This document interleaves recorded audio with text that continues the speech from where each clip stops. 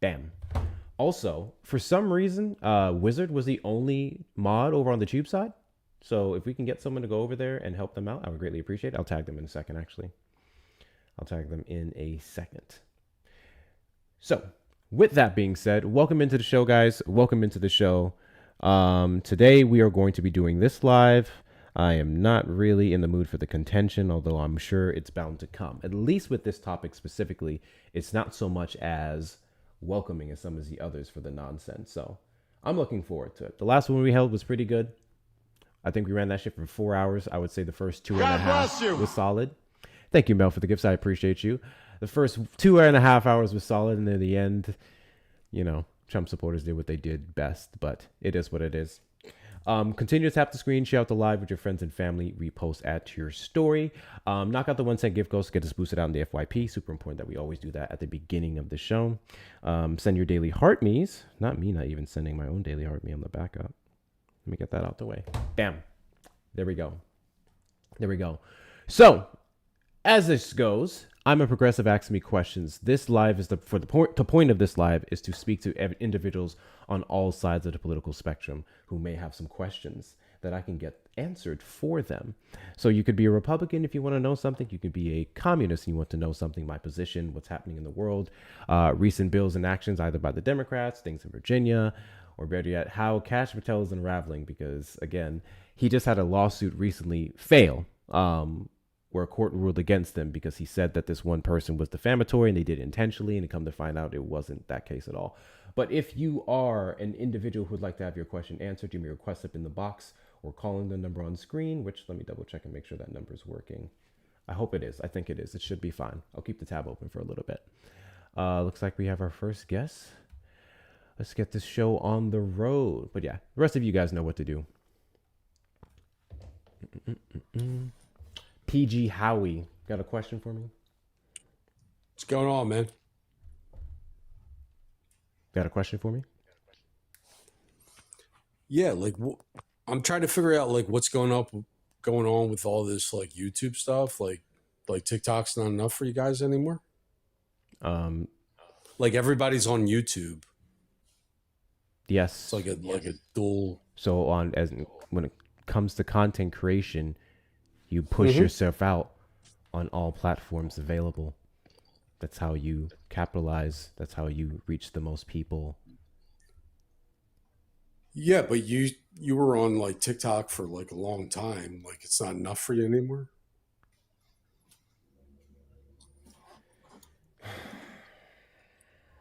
So,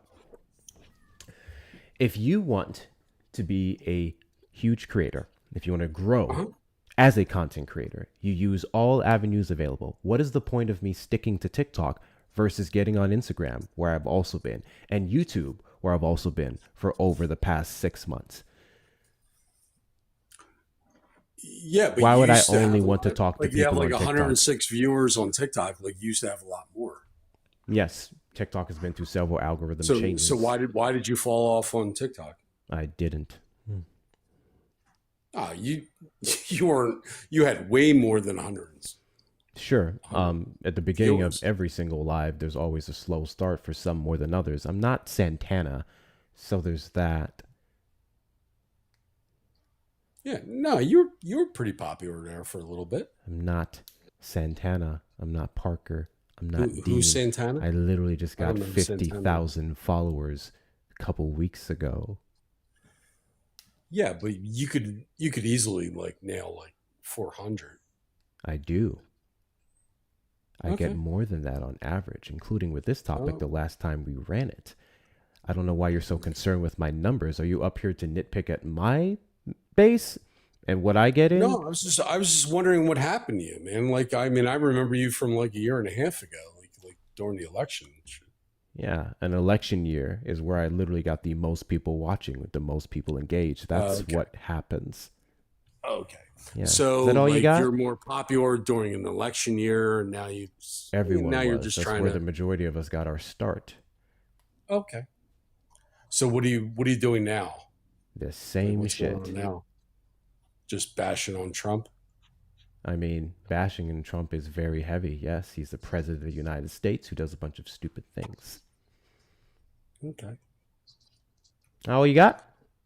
I asked some questions. Well, Is that all you got, PG? no, I have a lot more. I was just curious about like what's going on in your life because I haven't seen you in a while. I've been here every week. No, Thomas, but you got a I question haven't. for me? I have. That's an algorithm problem. Yeah. Thomas, you got a question? Yeah, I do. Yeah, I do. Yes. Ready? Go ahead. Okay. So you've got defund the police. You've got men in the women's restrooms. You got tons of racism that's getting spouted out. You got COVID with the masks, the shots, the boosters. You got the e-files that you guys ignored, the economy that you ignored until it was, you know, something you could manipulate Can you and get to say your blame it all question on Trump. and not your talking Okay. points? How do you defend all of that in terms of credibility? Like once you can't defend any of that, you'll say whatever you're about to say, like, I didn't vote for that. I didn't. What does your party represent as a progressive? I mean, that is what progressive is, isn't it? Putting boys in the women's bathroom, stirring up racial conflict, Nope. hating one man, Cool. Do you want to hating a get one party. thing specifically? Your specific question is how do you defend? So let's narrow down what and how would I defend a specific thing? Well, you can pick any of them. You want to pick the boys in the women's restrooms? Do Yeah, you agree I with don't that? advocate for boys being in women's restrooms. Okay, so how come you don't call out your party and start there? I mean, for credibility Because the purposes. Democratic Party doesn't advocate for boys being in women's restrooms.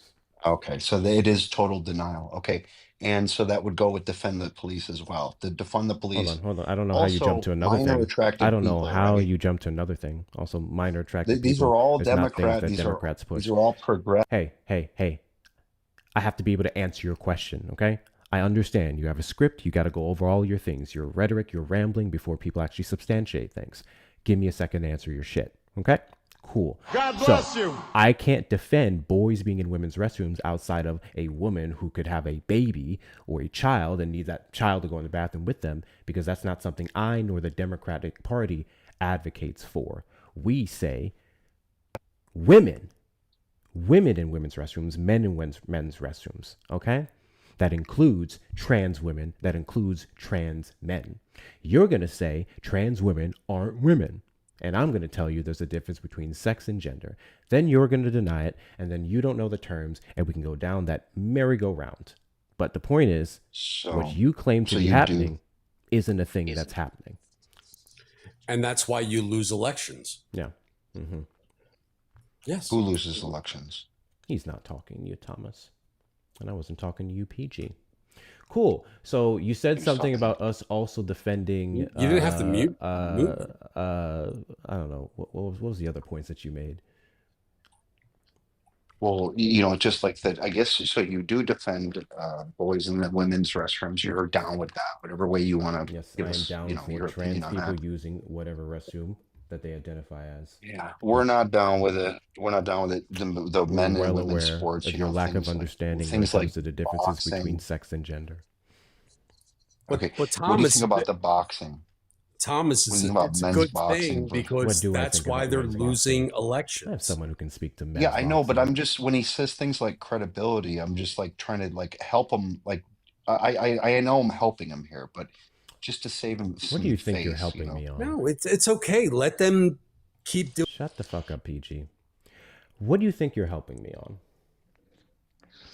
Well, I don't think that we're getting anywhere. In other words, I think if we just break your brain, like if we can just convince you that all of your policies suck, then maybe we can have some unity. I mean, in the you country. have yet to substantiate how anything that I stand for sucks. Defund the police. Do you believe in defunding the police? 6,000%. What does defund the police mean to you? It means danger. It means danger? Let people wear masks in these little hoodie. So when Donald Trump defended community policing programs in the big beautiful bill, was that dangerous? Policing programs defended it. I don't know. There was funding cut to several police departments across the U.S. via the big beautiful bill. Do you have a Oh, secondary this is device a that you little can use to a look up mini information? manipulation. You got a mini manipulation. I don't You know got a what I'm mini one. manipulating. You can look up the claim. Do you have a secondary This device? is called narcissism. This is called I don't know gaslighting. what about what I'm saying is Who narcissistic or made up the term gaslighting. defund the I'm police? gonna need you all to stop using pathologizing terms when you don't know what they mean. For one. Like he For said, it's your two, bringing up credibility. nuance. For two, bringing up nuance in a topic, bringing up details of a topic is not manipulation. It's elaboration. Knock it off. He's gaslighting. He's trying to pretend that this is What is the trying to get definition of away from. gaslighting? He's trying to actually. It's called Darvo. Deny. How do you Reverse define roles of a victim gaslighting? offender. You actually put that on Trump. That's what you do. You actually put defund him. Okay, let's go with that. Let's go with the Gaslighting is credibility. a form of Trump is persistent responsible. manipulation No, and let's get it straight. psychological abuse where a person makes Hold on, someone hold on. question their own You're reality, selling- memory, you're or selling your perception. audience. So how am I making you do any of those things?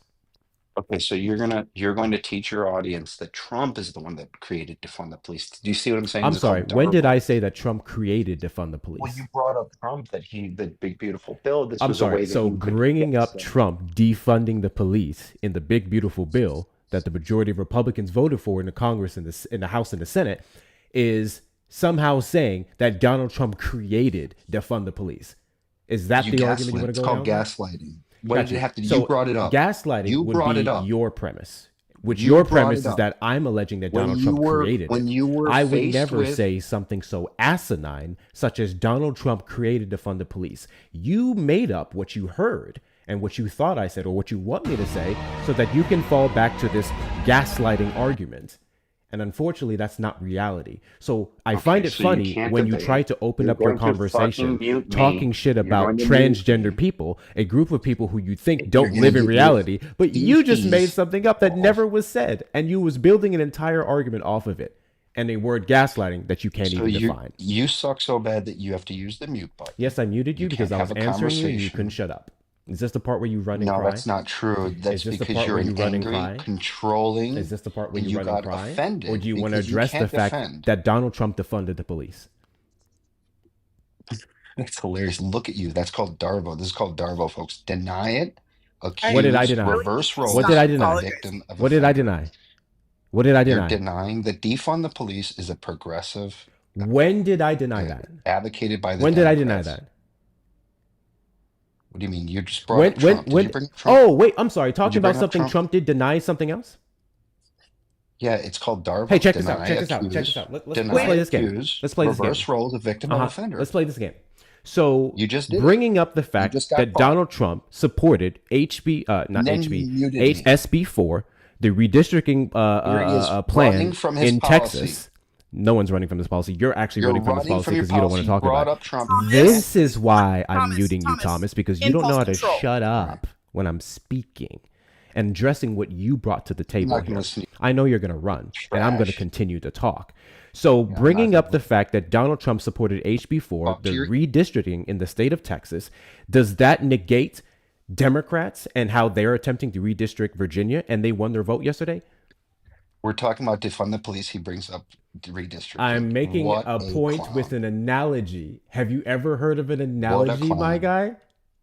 Openly scared. You're so scared of You your own guys- policies. You guys They're can't your be for policies. real. Such an You guys instant are person that got you to be can't let joking. Hector get out a 24/7, dude.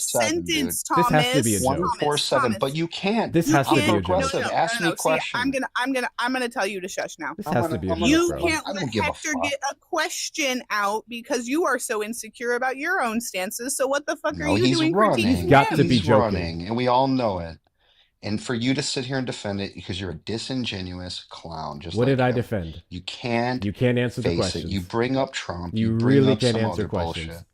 You said I You support opened defunding your the police. panel. I literally Here's answered your your question. Hey, chance. Thomas, what you're leaving out of this conversation is that I said, yes, I support defund the police, which you are presenting as a negative. I then responded with the fact that Donald Trump is a also supports defunding the police, and he did so alongside Republicans in the big, beautiful bill. You have yet to address that No, he point. didn't. You saying I'm gaslighting, you saying that I'm trying to say Donald Trump created defund You're the straight police, up lying. words that never came out of my mouth. You're saying I'm trying You're to pivot muting. from defunding. I'm not trying to pivot from You defunding. can't I think handle police the department truth. needs to be defunded. I don't agree run with your the way mouth with Donald Trump did lies, it, you though. gaslight, Do you and you have a can't secondary device face that you can your use to own look up information? policies. I'm You need to stop progressive. using Do you gaslight have? incorrectly. He really does. Ask Do me you have a questions. secondary I'm device that you can progressive. use to look up And then information? you And I've answered every single one of your questions. And then So you it looks like mute. I'm doing the whole point of my show, Have a little and you're just fried really monkey not liking the responses. that does. Do you have another question to She's not ask even. me?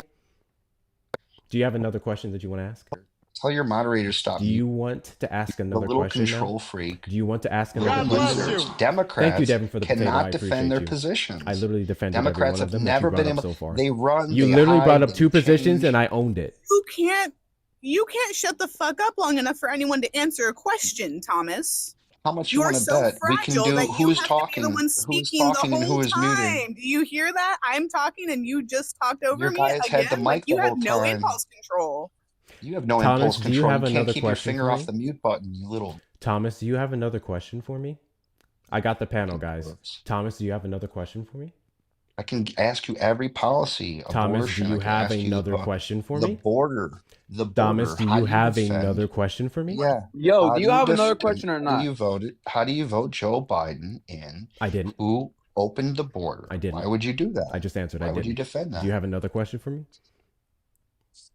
That's what I thought. You guys are a bunch of mic manipulators. You can't Mic defend your manipulators. positions. You I'm asked me a progressive. question. I Ask just me. answered it. Didn't do I it. literally just answered it. All You the said, "How do you progressive defend your things vote you for can't Joe defend Biden?" it. I stopped You you can't and I defend that. answered your question. I didn't vote for Joe Biden. Are you for I open voted for borders? Kamala Harris. No, Are I'm you not for for open borders. God Well, bless then why you. is your Or at party least, for excuse open me. Let me borders? correct. Let me correct myself. I'm not for how you guys define open borders. No, but the border is You get open, your- and it's been open you know, under every single president.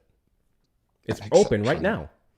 Except Trump. It's open right now. Have you seen the Except encounters every Trump. month? It's closed. The border's closed, my friend. Oh, And that's because so we have zero encounters under Trump? very little. Oh, wait, hold on. He's got a technicality. He's looking Hold for on. a W. You Here he gets said petty. you said it's Here he closed, gets petty. and then Oh, you said this. that there's You said little encounters. Oh my God! Can Those he answer your question, encounters Thomas? would substantiate the Shut fact that up it with wouldn't your be blue quote hair. unquote closed. So again, you support open borders as well. Congratulations. Anyway, that was a waste of time. Frank, you got a question for me? So like my question was, when you say you're progressive, do you mean like what does that fall under? Like, does that fall under Democrat, Republican, or centralist? I mean, if we're to line it up to, first off, Democrat, people need to get this not messed up. Democrat isn't necessarily an indicator of everything that is left. There are versions of the left that would not align with the current Democratic Party today. Yeah. But yes, it is a left-leaning position. I am a progressive who has no choice but to vote for the most left-leaning party that we have in our two-party system, which are Democrats. But there's still up-and-coming progressives in the party that are trying to reform it. So you're what you're saying is like you're like a left-leaning centralist? No, I'm not a left-leaning centrist. I mean, any attempt that I have to make of, I guess, quote unquote, centering myself would be solely determined by my vote. And that would be solely determined by what's presented to me, and that vote, whatever centering it is, being better than the alternative, if that makes any sense. So, all right. So you're saying that when it comes to the two-party system, you're not for any of the parties? I mean, I vote Democrat because I have no choice. I identify as a Democrat because it's the most left-leaning party that we have, but I am progressive. I mean, all right. I don't know. All right. Thank you for your time. Yep. I mean, I don't know what's so hard to understand about that. I am a progressive. A lot of the things that I want, the Democratic Party doesn't even talk about, but I vote Democrat because that's the best we have. Gaslighting. Barry, you got a question for me? Mm-hmm.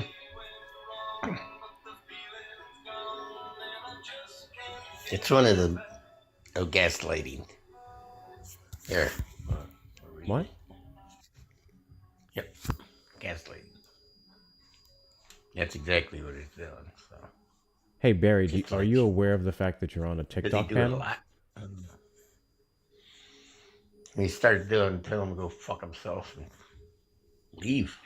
Hey Barry, are you Learning to aware of listen the and fact shit. that you're on a TikTok panel?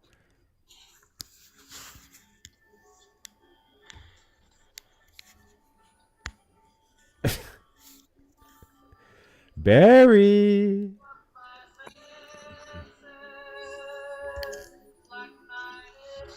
Okay, Barry, your taste in music is trash. Matt's on that. Got a question for me? Yeah. So, as a progressive, what, how far away do you think we are from an independent actually taking a run for office, and would you support them? Are we Or talking about independence in the presidential I'll election? have. Because we've had several on the lower end run. Can you hear me now? Yes. All right. So, and it's my bad for not looking up what a progressive is, but would you more align with an independent if they actually had a shot of coming into office, or would a Democrat be the farthest left that you think we are right now? No, Democrats Is are that a weird not question? Democrats are not the farthest left that we have right now, and I would say the average independent even that ran third party, if we're to talk about the 2024 election, more closely aligned with my values than Kamala Harris. That didn't change the fact that third party candidates don't really have a chance in hell to win. They've been struggling to get the 5% vote that they need for more funding for decades now. Right. They didn't even get any closer in 2024. I am forever pissed off at the fact that they only ever show up for federal elections. And I think that's a large portion of why people don't take them seriously up until that point. But yeah, I don't think we're going to have an independent presidential candidate actually get far, probably in my lifetime, to be completely honest with you. And I'd say it'd have at least another 50 years to go. Yeah, same. Cool. All right, man. Appreciate you coming That's all up. I got, really. Yeah, man. Thank you. Bum, bum, bum, bum. I just add on to that super fast. Yeah. Until we have no electoral college and ranked choice voting federally, no one in a third party or independent position is going to stand a chance in a federal election. So that's the biggest thing that we have to get rid of first. That is correct. What's your name here? Falcon. It's Falcon. Hi, got a question for me? I have news for you that you want to hear. It just happened 20 minutes ago. Okay. Virginia redistricting court ruling. RNC at Stephen Koski ruled in favor of the Republican Party and declared that all votes are ineffective. This was Judge Jack Harley. He said that we can't amend the Virginia Constitution without an ensuing general election. He said it violates the suspension clause because the ballot language submits to the voters a flagrantly misleading question. And it violates the timing clause because it was sooner than 90 days since the bill passed. And he said that the title does not accurately describe its subject matter. So this is not the end of the court fight. The AG's office is going to try and appeal this to the state Supreme Court. But as of now, the referendum has been deemed invalid.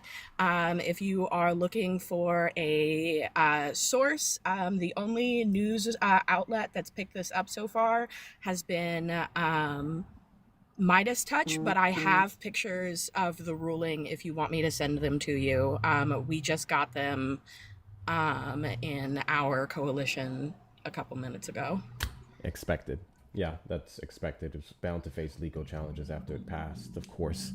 Republicans are not going to let that one slide. I'm just curious as to how it was written specifically and if the bill actually gives them some merit to stand on. Because language is very important. There's a lot of things that look good on in title, and then when it comes to the actual application, they didn't quite put the right words in there. So we'll see where it goes. But Yeah, I just wanted to give that update. So Virginia has not won the redistricting fight yet. We are still, we won a battle. We have not won the war. Yeah. Thank you very much for coming up. Alrighty then, guys, continue to tap the screen. Let's get the likes up to 100K and beyond. Share out the live with your friends and family. Repost, add to your story. If you're not following me, hit that follow button in the top left corner. And knock out the little one-side gift goes, guys. We have the chili peppers there. It gets us boosted out in the FYP. Oh, let me get my backup in here, actually. I forgot to do that. And if you are on either side of the political spectrum and you have a question for me, you're more than welcome to request up. If you're over on the tube side, you can call the number on screen, 737-295-5321. Those of you on the tube side, make sure you hit the like button on the stream, share out as well, subscribe, turn on notification bells, and if you would like to support the platform, you can send a super chat or a super sticker. Those of you on the TikTok side, links in the bio for all the different ways you can support me, aka follow me on all the social medias such as YouTube that we'll do streaming to right now, or Instagram where I also post the videos I put up here. Joining the Discord community, which we're over 700 members strong, getting yourself some merchandise off the merch shop. We do have a couple few lines up on the site there. I named it the Hector Essentials, and you get a discount code for, did I do 10%? Yes, I did. 10% off your entire purchase. I'll put that in the chat in a moment.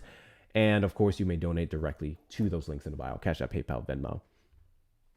Repsol taking back control of Venezuela oil. I did see that. I did see that. I don't know who this guy is in the chat, but you can go ahead and ask your questions. I don't know why you guys do this. You're not a progressive, you're a totalitarian communist. I mean, you're more than welcome to articulate how I'm a totalitarian communist. You guys use a lot of words that you cannot define. It'll never cease to amaze me. Oh, it'll never cease to amaze me. Guys, I was gaslighting the first guy, Thomas, whatever, who for some reason is following me. I was gaslighting him by responding with how Donald Trump defunded the police. What was I trying to gaslight him from or of? Like what I'm a little confused. I literally said I support defunding the police. Donald Trump defunded the police. Two true statements. I don't know where the gaslighting is in that statement. But again, that's the problem with the base who doesn't know how to define words. Yeah, I know. They have been very weird today. I've noticed. I was watching a couple before we did the Fun and Fact show, and it's been very strange in these streets. Not gonna lie. He was gaslighting us. Yeah, I know.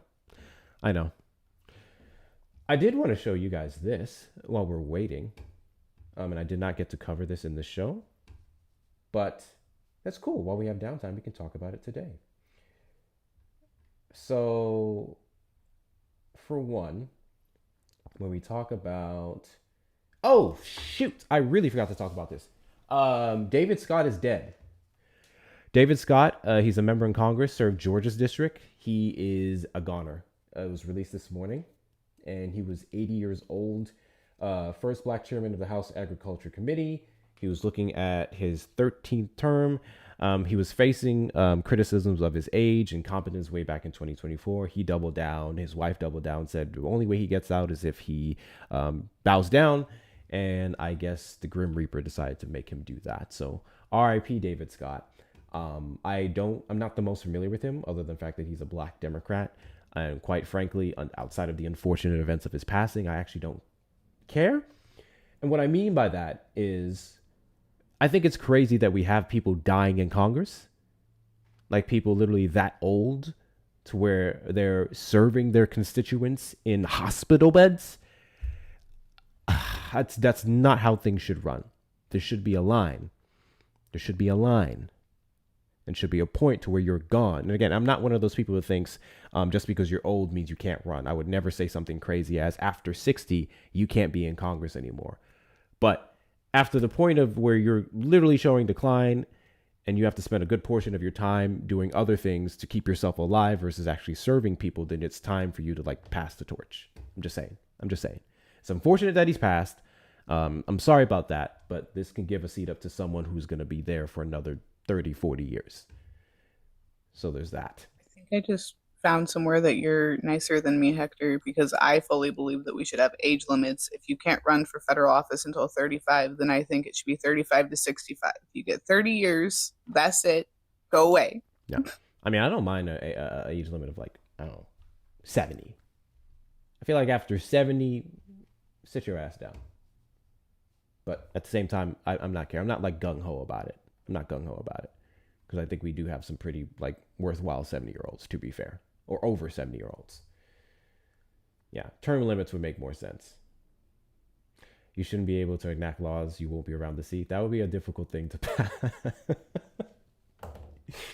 That would be a difficult thing to pass because we don't know how long certain people are going to live, for one. We have no idea whatsoever. So you you put something forward and you say, okay, say it's 50 years, all right? And you're 60 years old. I guess we can estimate you're not going to live over 80, 90 at max, and then say just because it's 50, you can't pass it. That's I get your sentiment, but it's my brain, guys. It's my specific brain. I'm like, how the fuck would you legislate that? You couldn't. You couldn't. You couldn't. Congress should be a max of 2 terms of 4 years each.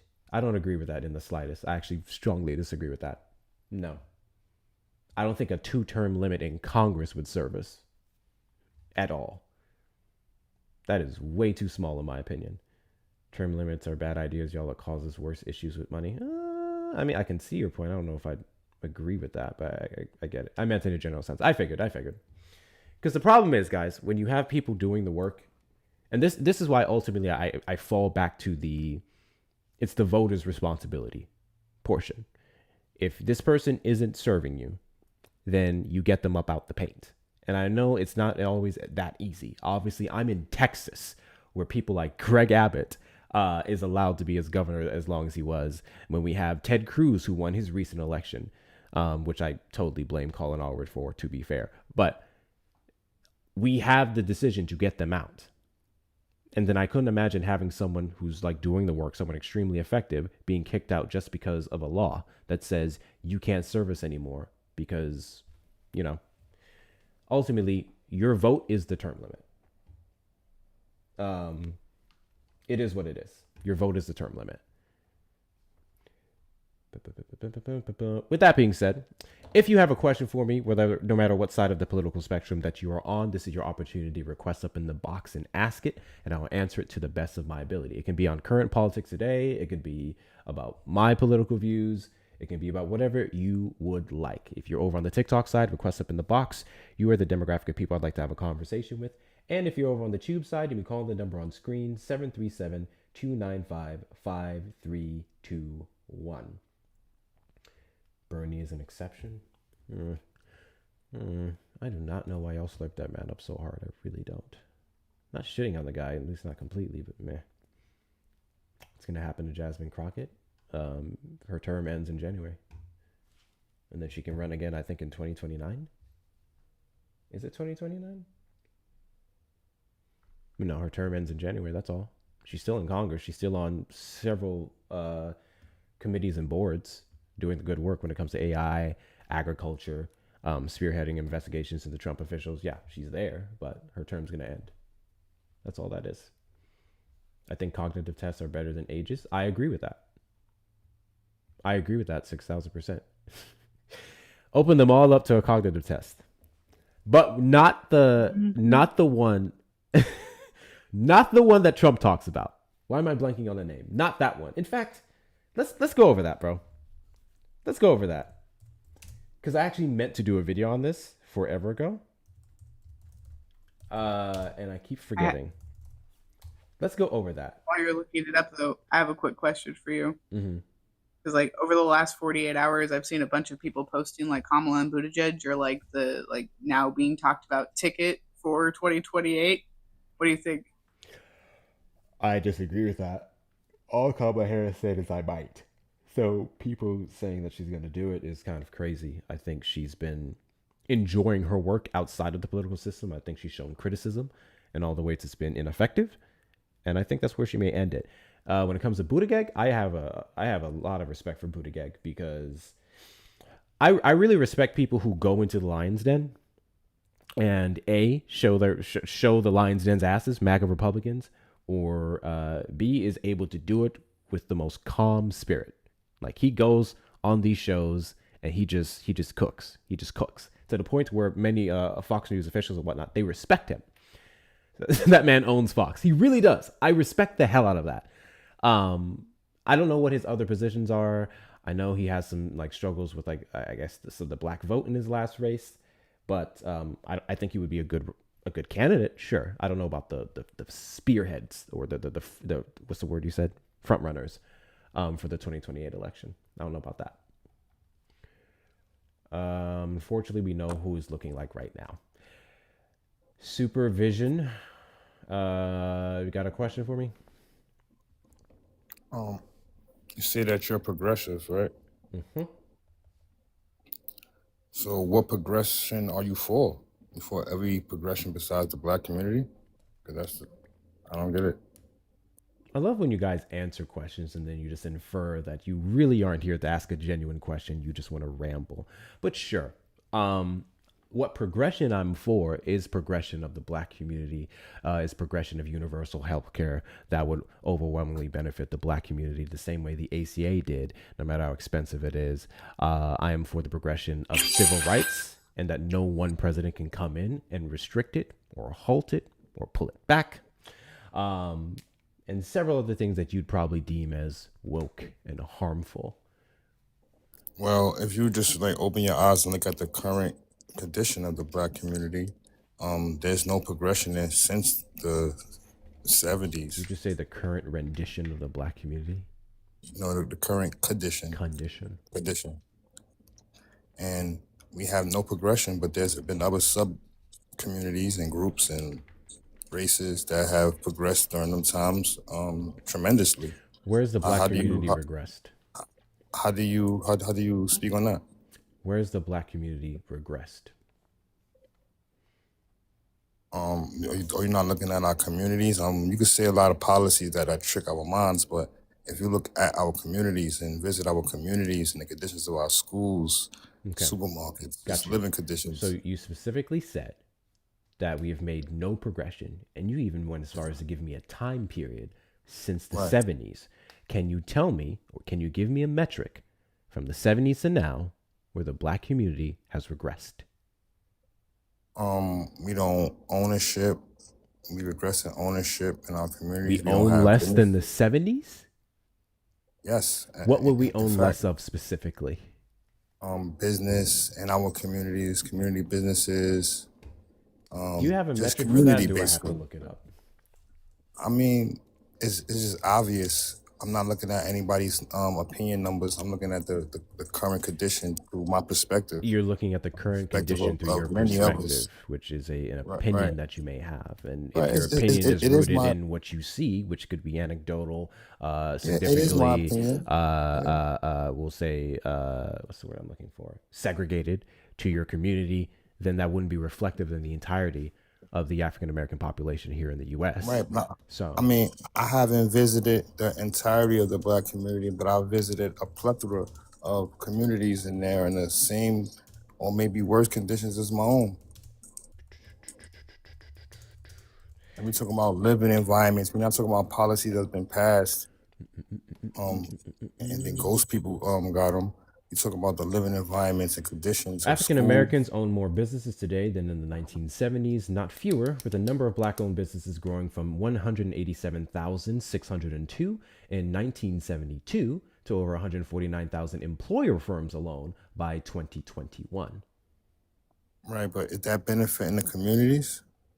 I mean, if they're opening them up in black communities, and they're thus being able to employ more black people, make more revenue to pay taxes that will then go back into the upholding those communities via from roads, New York City, via education and other things, then it would be better. I mean, we can have a completely separate conversation. Owned by blacks. We can have it's a separate conversation about how the government grossly mishandles our tax paying dollars and the allocation of that money to black communities. Sure. But the black community as a whole would still be better off now than in the 70s, specifically in that one metric you gave, which is owning businesses. I'm pretty sure most of them businesses are barbershops and salons that has no real kickback to the community. I'm sorry. Besides Do you think haircuts. barbershops and salons do not benefit black communities?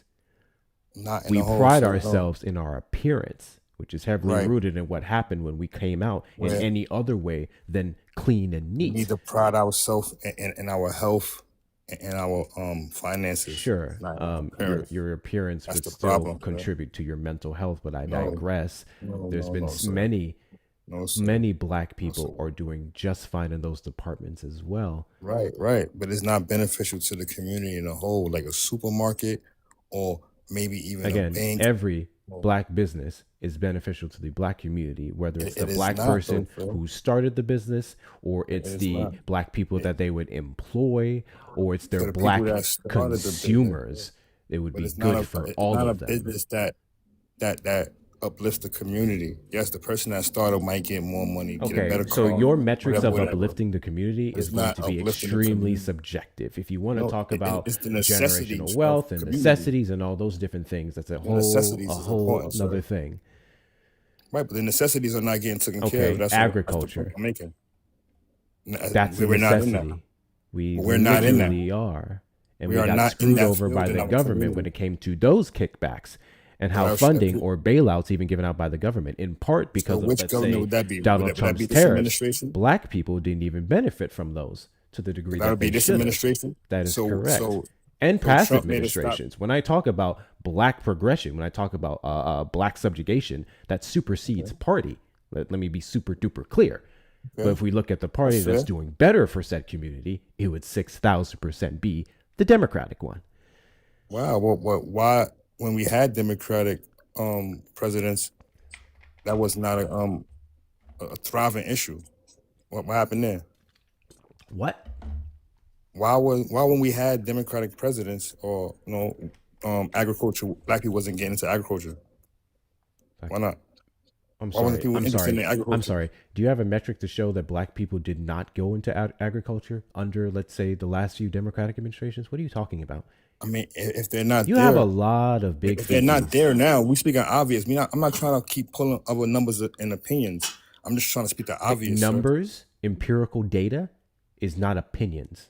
All that you've provided this conversation are opinions, which Sir, makes sense because it looks like you have a red hat on the top of your profile picture here. So you have more power than you think, sir, within you. If you just look at and just open your eyes. I'm and sorry. Look at I'm sorry. What? I know of the power I have within me. What the hell does that have to do with this conversation? Right. So stop looking at these numbers and just look out at your perspective. Oh, wait. Wait.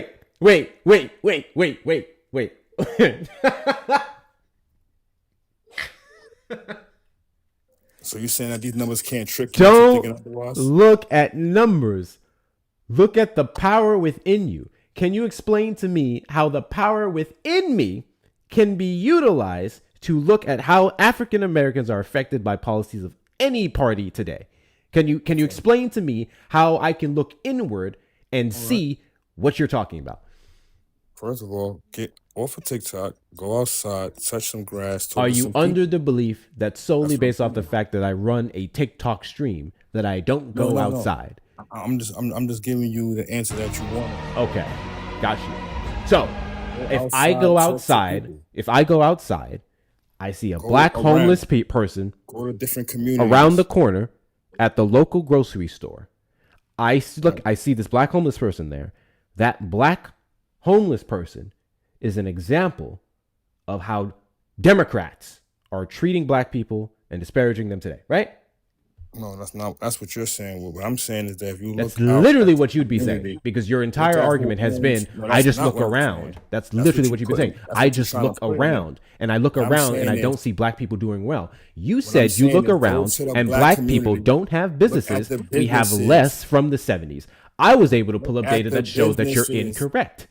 But go to a black community. We are a any black minority community. and pick the. and There's look at the not going to be a businesses and who single owns number them. that's going to actually Who be owns the- feasible to people like you unless Who we owns the own businesses half in or any more. community? We are a minority, and our progression has been Majority of all slow black and communities, Somebody incremental. else owns the business there. Chinese. Does that negate the Arabs, fact that we have more black somebody else businesses? owns but us. Does in that every negate the community. fact that we have more black businesses? We have more black useless businesses, like Again, vanity. a black business Vanity. of any kind is a useful business, not No, only it's to not. that It's not black contributing. If it's individual, not contributing but to to the the black community and consumers the basic that would then get necessities of their the community, products it is from useless. said business. It is useless if it's not taking care of the basic necessities of the community, Okay, cool. which is health and finances. It's not taking care of that. Everybody running around with a new wig on and a fresh cut. That's all it's doing in an insane condition. Yeah, you could be in the same condition walking around with a brand new Chat, haircut. I just want to point out in a new one of the wig. reasons why I find anti-blackness from this individual but to be so fucking vexing is because white people can care about their appearance and their looks and everything else. They can take pride in it, the few that do. And then when black people do it, that's all we have to offer. I love But how they when it don't comes to do that. criticizing black people, the best you guys have is that we're too hyper-focused on our haircuts and They our don't do hairdos. that. Like, who the fuck cares? Presentation is very important. Actually, you understand that because when Right. black people, men, women, or other, go into these businesses, these institutions, these corporations, especially in higher education, such as corporate or tech or whatever, they have to present themselves a certain way. That money that they're putting into their haircuts and their hairdos could determine if they get the job or not. So you just watering that down Wow. is You are a insane to me. slave, for Absolutely real. You are. insane to me. You are a natural. Man born goes, slave, pays his and money. you love it. What are haircuts now And averaging? you love $30 to it. $50. You go get a haircut to Gets go his get a work haircut for to go get somebody it else. for a job that's going to benefit himself, go his get a family, haircut to and go his work for somebody community all pretty means to work for absolutely somebody nothing else. and is a useless business. And you took pride Oh, in got it. you. Wait, so wait, hold on. So black You people, took pride in going to work for working for somebody other else. people. So now we're talking about useless jobs. No. A hair salon and a barbershop is useless in building a foundation for a community. That should not be your I'm first sorry. business. It should be a Do you know how many black supermarket. people were able to build a It'd be a fund financial to send their center. kids to college, to give them a nice cushiony savings, be a to learning get their center. kids cars, so on and so forth? You're sitting here saying that just because the field, the metric of whatever that business isn't this thing, then that money doesn't go towards black progression. That's an asinine thing to say. Bro, why is there 7 barbershops on one A block? man with in the skills who neighborhood? knows how to cut hair can open Why up is there his shop, 7 have hair his business, salons in cut my all the hair block? in the world, take that money, put it towards keeping his family How together, many put it towards people sending getting his their kids hair off to done at college, one put it time? toward an IRA. You're literally There's looking at what 7 the business is, and you're saying it's useless to barbershops that and hair degree. salons in my community. Hey, my guy. That's the only thing What black does that have to people do with own. anything? That's the only thing black people own in Okay, my community. your community, only those people own it. And every Then community I boo-hoo. visit. I'm happy for those black people who are Every able to get their community. businesses off the ground. I don't The know why Arabs are you'd be getting the money. disparaging them. Because it's not beneficial to the community.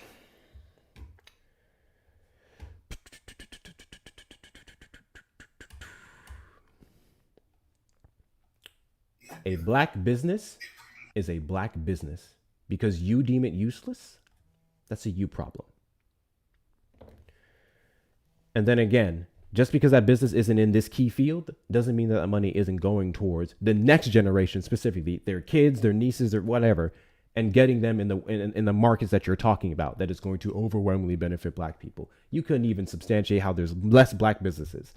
There's not a single thing. I can't think of a single metric where black people are not doing better today. Whether it's larger than the 70s or barely. I can't think of a single metric where it's less. Not one. Not one. You're more than welcome to substantiate it, and we can talk about it from an empirical data position and not from your fifis. Right-wing woke. Got a question for me? Yeah, I would just want to say marriage rates. I think there was more marriages in the 70s than there are right now. That's a matter of personal. Here comes a performative. That's a matter of personal preference. Okay. Okay, marriage rates. So before I even look that up, which to be honest, I actually think that's correct. But before I look that up, can you tell me how the marriage rates being less is beneficial or negative to black people? I think that we're losing a sense of fellowship between the genders, A and I sense think of there's a lot of fellowship. animosity on the surface. So, viable men So the getting fellowship married that you'd be and referencing would be a quote unquote a traditional or nuclear family relationship, right? That would be the fellowship that you'd be referencing. It would be purely romantic. I just prefer Because that black people be people fair fellowship bonded. their asses I, off, and black Jesus people aren't Christ. married. A lot of them aren't. So I don't know why fellowship would be the metric that you'd use. When you want to try a different one? Sir, I think you need to listen before you respond. You're listening to argue. No, but sure. I'm going to give you 60 seconds uninterrupted to say your piece, and you're going to waste it. Go ahead. Yeah, when I say fellowship, I mean a desire to set up a community based on having a father at home and imparting some kind of wisdom to the child. Husbands imprinting their knowledge onto the child and passing on lineage so that they could pass down generational wealth and the usual. I don't need it to be overly oppressive. I just need it to be there. Interesting. So it's almost as if all of those things are still happening, even though the marriage rates for black people have declined. Or to be fair, the marriage rates overall for all groups of people, I would argue, have declined from whatever time period you want to choose. But interesting. W's in the chat to Ashley for the $3 cash app. Build a grocery store fund. W's in the chat to Ashley. I appreciate your support. Guys, best way to support the platform is going to be the links in the bio. You may use Cash App, PayPal, Venmo at Hector Talks with 2 R's on Cash App and Venmo, and PayPal, Hector Pal with 2 O's and 2 R's. If you're over on the Tube side, you may send a super chat or a super sticker, whether it's to send a message, say hi to my cute face, or just support the platform overall. You may do so there. Back to this guy.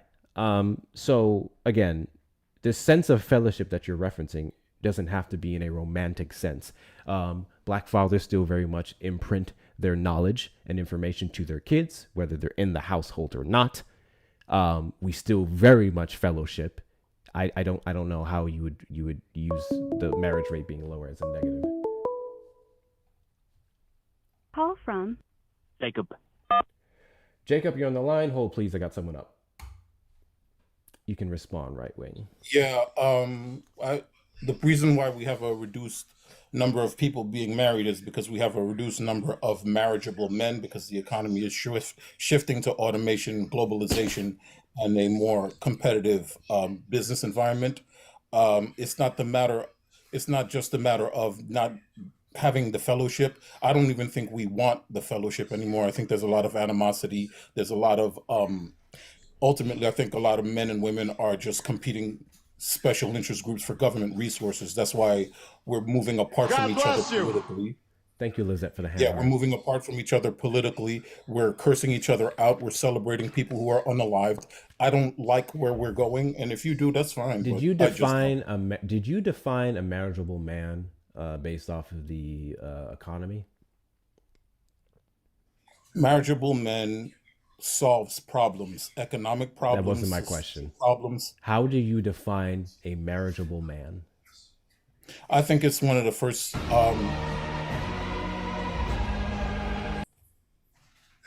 It's one of the first identifiers of responsibility is to be gainfully employed, sir.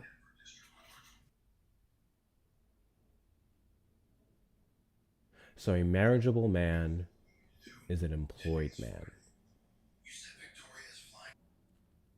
Are black men less employed? I think the economy is getting more difficult for everyone, and we're seeing less marriageable men because we're seeing less viable employment. So that's not a factor that's being controlled by black men.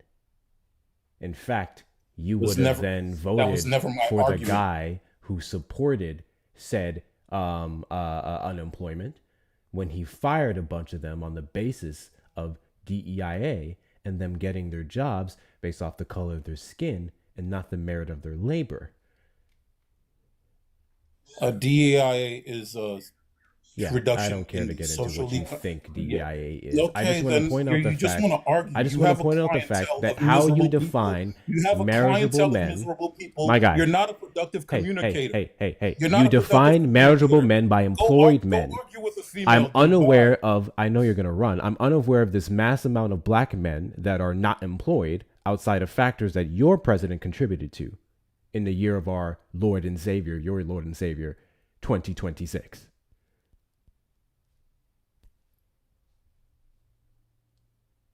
Like what? Our marriage rates are reducing because there aren't marriageable men who are employed. Our black unemployment rates was doing pretty good under the last few administrations. You guys couldn't stop talking about it under his first term. Thank you so much for the onsen kabir. That is such a cute gift. I've never seen that one before. WCU, thank you so much for that gift. Yeah, I know what he said about females. Yeah, it's not, we know how men like that talk and think. Caller on the line, got a question for me?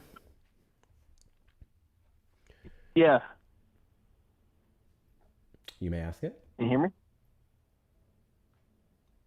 Do you ever scratch your butt crack and smell your fingers directly after? No.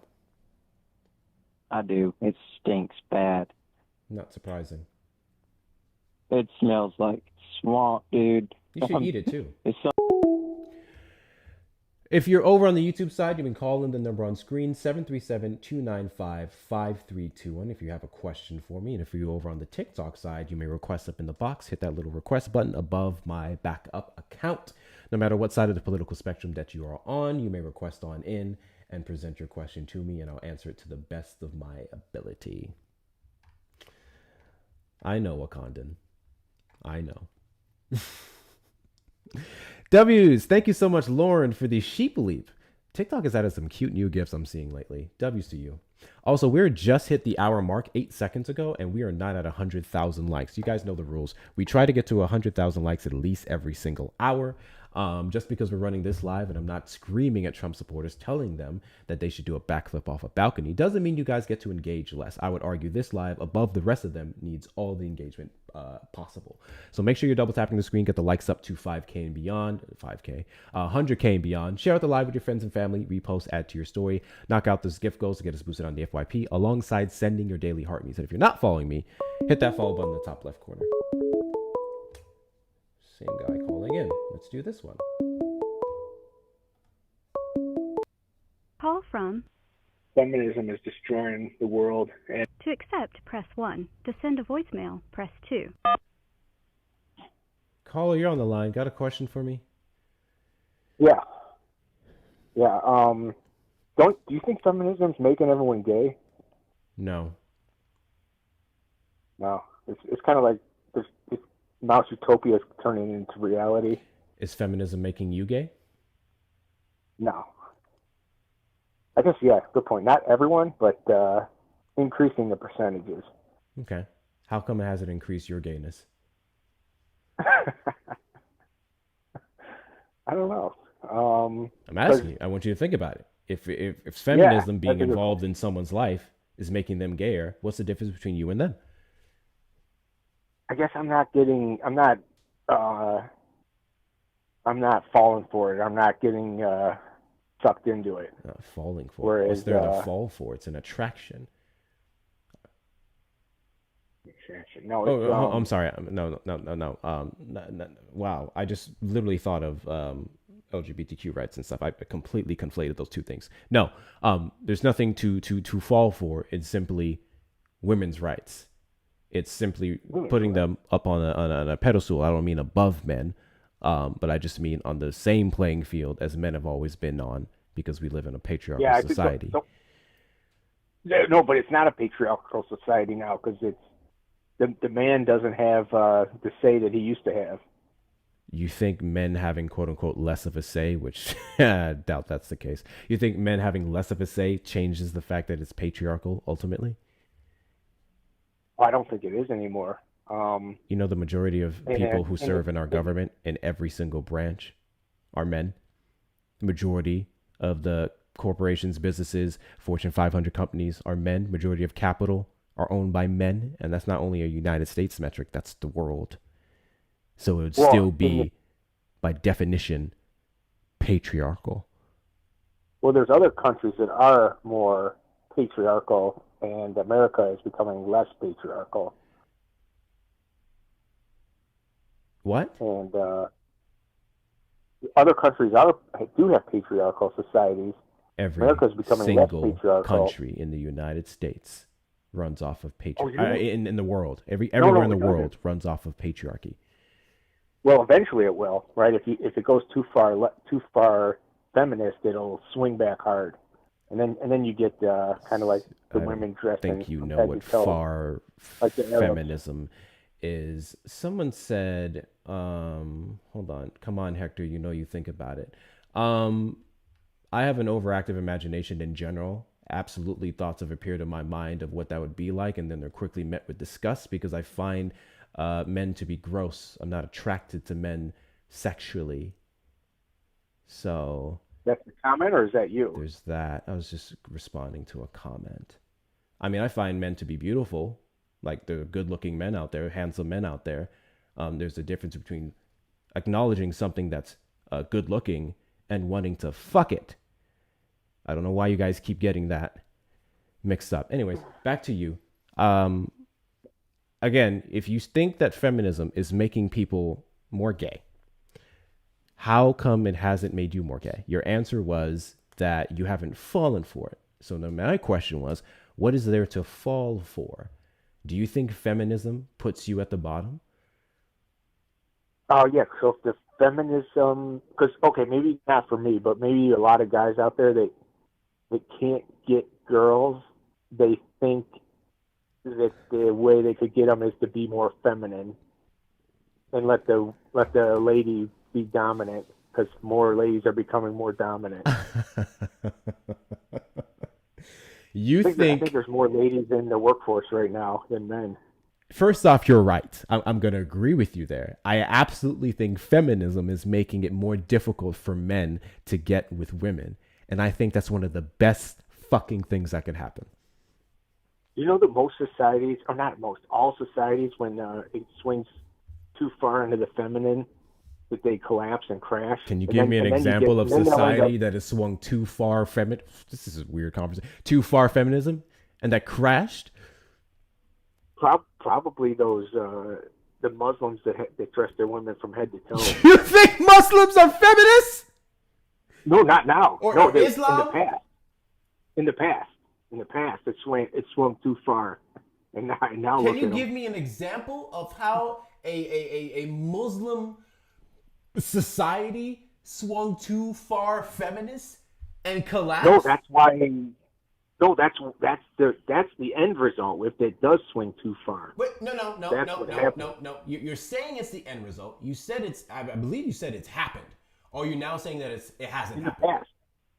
In the past, right? Okay, so you said it's happened in the past. So then we would have a metric. I'm assuming. I'm assuming.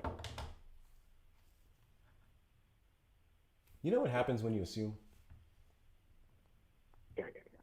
You know, South Korea is all the guys have swung super far right, even more right wing than the. Do you think US South Korea is a good model for what a country should be?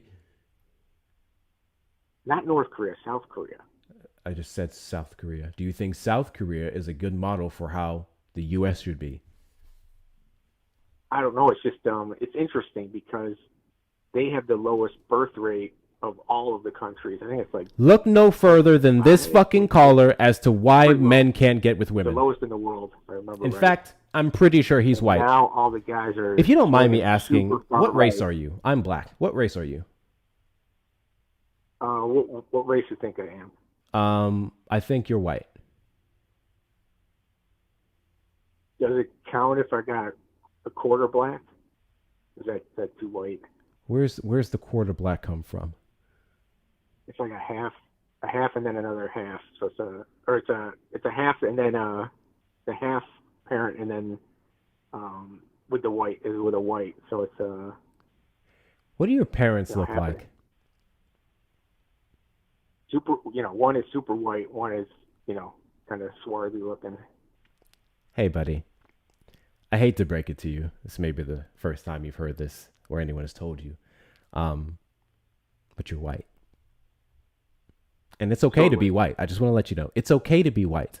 Do you think it's not okay to be it's not okay to be white? Well, it's fine, but what about quarter black? Is that okay? How you just defined quarter black isn't even a quarter.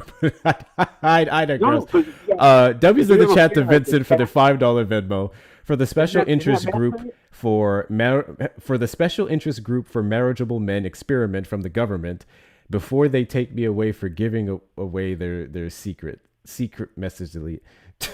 Shut up, Vincent. 50-50. Dubs in the chat to you, 100%. Vincent. Dubs in the chat to you. Guys, best way to support the platform is go to the links in the bio. If you're over on the tube side, you may send a super chat and a super sticker. Speaking of super chats, Dubs in the chat to Miss Donna for the $5 super chat. If I was Jesus, I wouldn't have died for any of these callers.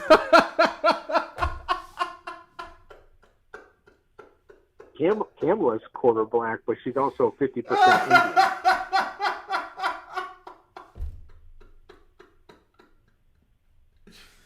Let me tell you something. Whether you believe in Jesus or not, Jesus was a real G. Jesus was a real G, bro. Can you imagine being Jesus in 2026 and the angels come to you and the angels say, not midnight black. Hey, South Sudan. South Sudan is like can you give me a second? Give me a second. Hold, please. Give me a second. Okay. What the fuck is a midnight black? And we're gonna get back to the Kamala comment in a second. Let me finish her super chat. If I was Jesus, I wouldn't have died for any of these callers. I can't even call them bottom feeders. Your hard work is so appreciated. Thank you, Miss Donna. Somebody's got to. W's in the chat to you. W's in the chat to you. Kamala Harris isn't quarter black. Also, white people trying to determine what the metrics are to make somebody black is exactly why we're in the fucking position we're all today. That was a full white man, bro. Why are you running? Why are you running? Anti cases. Whether you're whatever side of the political spectrum you lean, you may call in the number on screen or request up in the box. You are the demographic of people I'd like to have a conversation with. What the fuck is this? Isn't this the same? Henry. Aren't you the same weirdo who just called in talking about sniffing shit from your ass? How did you know? I was trying.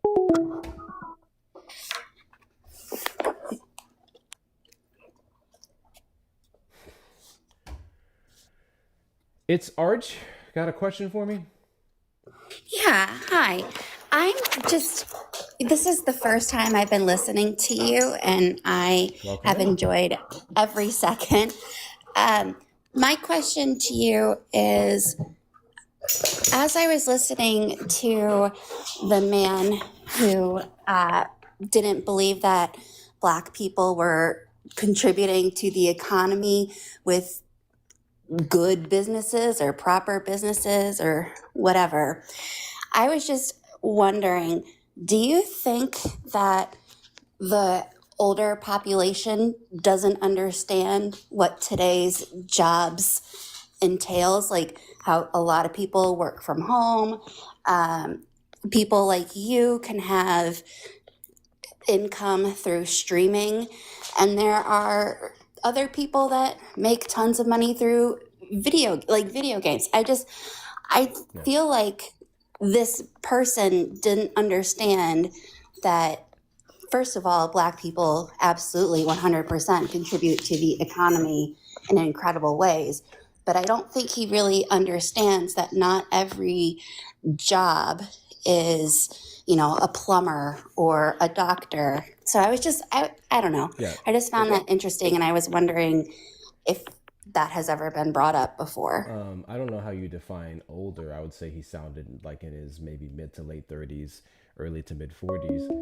But, it looks like I have to block this guy. Okay. No problem. But I mean, it's common. It's typical with conservatives that they often degrade any job that isn't what they would consider essential. So like any job that isn't blue collar, they don't really care about, unless it's like their side, because they love Charlie Kirk's job. They thought he was great at it before he started leaning left. But anyways, but that's basically, there's a huge disconnect between. First off, if you're for. Wait, why am I? Hold on. Anyway, if you're for the black community, then you're for black people's employment in any way, shape, or form.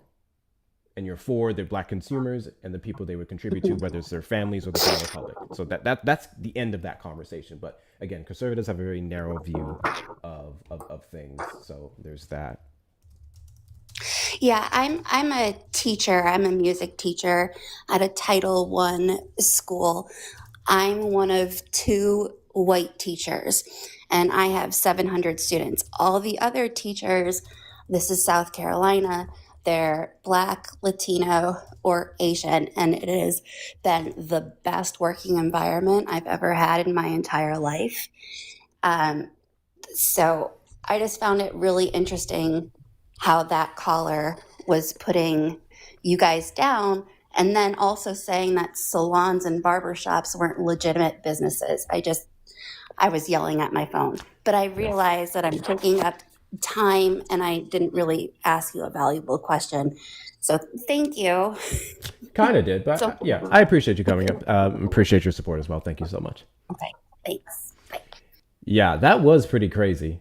Actually, like I'm playing that conversation back in my head. I think it's absolutely diabolical to say that salons and barbershops are useless businesses.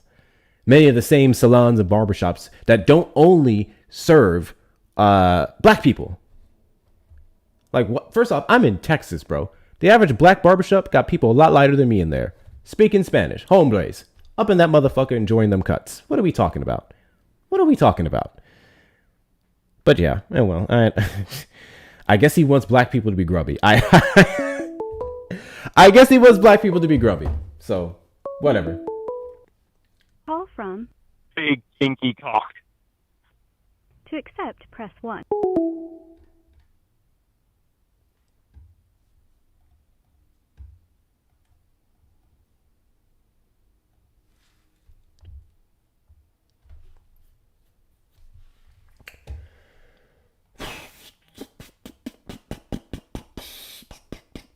You guys are really gay.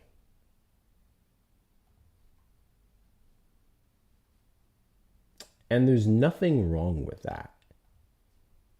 I just wish you'd figure it out on your own time. Call from Tyler. to accept. Tyler, you're on the line. Got a question for me? Yeah, do you support the Black Holocaust? Excuse me? What the hell is that? Planned Parenthood. Abortion.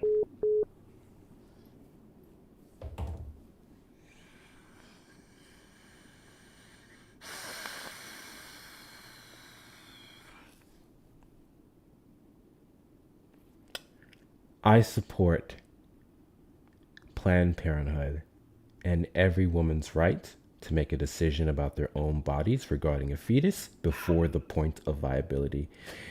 Can you tell me what the Holocaust is? Do you know the origin of the Holocaust? Can you tell me Do you know why they call it what the Holocaust is? Obviously, it's the extermination of Jews, but I'm wondering if you know the origin. Why were the Jews exterminated? Because they were seen as an inferior race. Okay. Do you think black women are having abortions because they're seeing fetuses or extensions of themselves as an inferior fucking race? No. But do you know about Margaret Sandler, who did view them as an inferior race? Mm-hmm. So does every white woman, so every white woman who has an abortion, do they view themselves as an inferior race and the product of their body? No, he can't, Kit. No. No. Okay. That's So crazy. only I so can't only believe black our- so only black that's women crazy to me. so only black women are supporting a black Holocaust. Right? No, not at all. I'm saying the origin of it was to kill black kids. The origin of the Democratic Party. is associated with slavery. What's your point?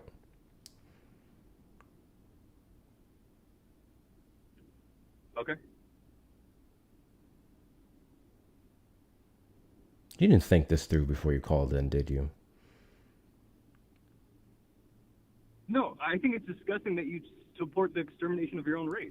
I don't That's support the crazy. extermination of my own race. That our race. Our. Yes, you do. You support abortion. Abortion is an extermination of the black race. Well, I'm mixed race. Yeah, that tracks. Oh, do you know how many black kids are exterminated? Let's see. If we're talking about how many of them are gunned down by police, are we talking about medical racism and malpractice? Are we talking about starvation? I can give you specific numbers on all those ways that black kids are exterminated. Oh, well, I don't know how to answer that question because black kids aren't being exterminated via abortions. If black kids were being killed via having their heads torn apart, whatever the fuck, that would be infanticide. Or after that, it wouldn't be invented. It would be straight up homicide. Okay, do you want? We can. So, yeah. We can call it fetus, which is baby. Fetus That's is not fine a with baby. me. You don't know how Fetus. what's What's the definition mean. of fetus? What does it mean in Latin? Please tell me what Latin fetus means. Please look it up. Sure, I Please will. educate yourself. Can you tell me what fetus means in Latin? Okay. It means baby. Really? That's literally what it means. So if I look up fetus in Latin right now, it's going to tell me that fetus means baby. Yes. You want to put money on that? Sure. I looked it up before, so I know I'm winning. Okay. Give me a second. Debbie's in the chat to Claudia for the $20 Venmo. Keep grinding, boy. Your life can change in 1 year. And even when it's dark out, the sun is shining somewhere. J. Cole. Claudia, you a motherfucking J. Cole fan? Claudia, you just became, money aside, you just became one of my favorite people. Not you quoting J. Cole, my favorite rapper in the dono. That's some cold shit. That's some cold shit. Hey, W's in the chat to Claudia. I need to see big W's in the chat to Claudia. I appreciate your support. Guys, best way to support the platform is going to be the links in the bio. Cash App and PayPal, Venmo. PayPal, PayPal, Hector Pal with 2 O's and 2 R's. Cash App and Venmo, Hector Talks with 2 R's. And if you're over on the Tube side, you may send a super chat or a super sticker. Okay, so how much do you want to bet that fetus means baby? Or is baby? Yeah, The definition of fetus in Latin. Whatever you want to call So let me make this clear. Let me make this clear. Your claim is that the definition of fetus in Latin is baby, correct? Yeah, it's baby, offspring, whatever you want to call it. Oh, wait, hold on. You just added some other words in there. So is it baby or is it offspring? It depends on the translation you're using. Depends on the translation. We're only going off the Latin translation. Yeah. Right? I mean, that's how languages work. So then what does it say in Latin? Uneducated, but I'm sure I'm the uneducated one. Absolutely. I'm a homeschool dropout, bro. I don't know anything. So the definition of fetus in Latin is offspring or baby. Which one? I don't know. It depends. What do you mean you don't know? You're the one who said it. What do you mean you don't know? It depends on the translation you're using. What? Are you autistic? If you cite Latin, then we'd be using that translation. It would cross over, right? It would be going off of that. What translation are you talking about? Which one? I don't think you know what translation means. I think you said that fetus means baby in Latin. I think when I said, let's put money on it, and I think when I started to narrow out the terms of said bet, you started to do what every single fucking moron like yourself typically does in this scenario, which is fold. That's what I think just happened. So, now I have another question for you, since you're playing in my face. Can is a baby offspring? Look up what it means. Is a baby offspring? Yes. Okay. Does offspring only mean a baby?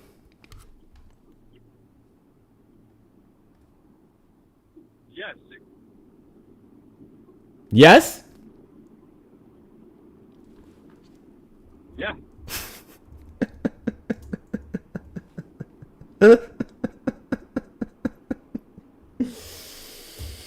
Oh man. Okay. Anyways, I'm black and I'm offended the fact that you want to kill black babies. I don't care what you That's think you are, disgusting to bro. me. So I hope you sleep good at night because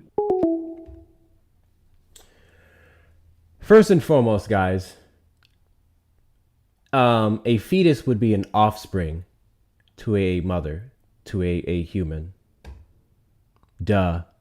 Because a fetus would be human DNA that came from that body. Okay? Just because it says offspring doesn't necessarily equate to a baby, how we would define it. Offspring can be a fetus. There would still be a different separation between a fetus and a baby based off of the factors that we would consider developmental, right? That's how that works. That's how that works. So, even if you're to go to the definition of offspring, which is Oxford. Actually, I guess he said Latin. So let's do Latin. Let's do Latin. Okay. What word will that mean? Offspring. Offspring.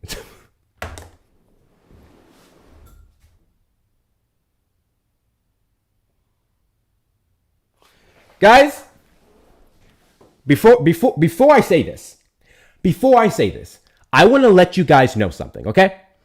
I in no way, shape, or form claim to be a definition expert of anything, and that I am a brilliant mind when it comes to the English language or Latin language or otherwise. But I just want to go over something with you, okay? So he said, Latin means, in Latin, fetus means baby. Then we come to find out he knows damn well that it's offspring, okay? So then I decided to look up the definition of offspring, or what offspring is in Latin. And you won't believe what I found. Granted, this is a quick AI overview. It's more than welcome to be challenged. But for what I'm reading here, it says the primary Latin word for offspring is fetus, or foetus, F-O-E-T-U-S, which refers to the bringing forth, hatching of young, or the offspring itself.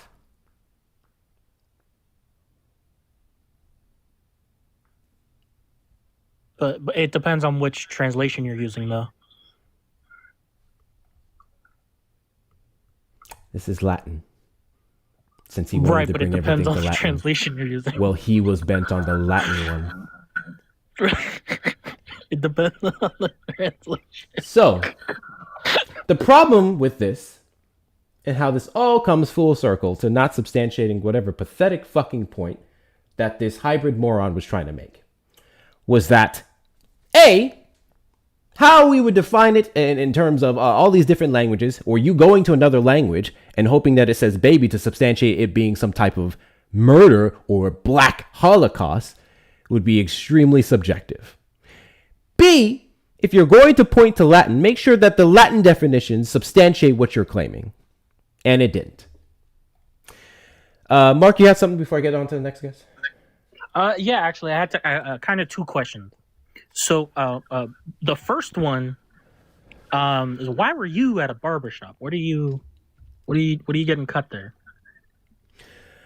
Moderate, you got a question for me? I'm sorry about what that guy said to you. That's pretty rude. You can cut your beard. I'm sorry that guy said that to you. But he's a friend of mine. We're just shooting shit. We're just shooting shit. Okay, I kicked fair him enough. for fun. Kicked him for fun. Okay. So I guess as a person who is moderate, I'm just curious to know, as a progressive,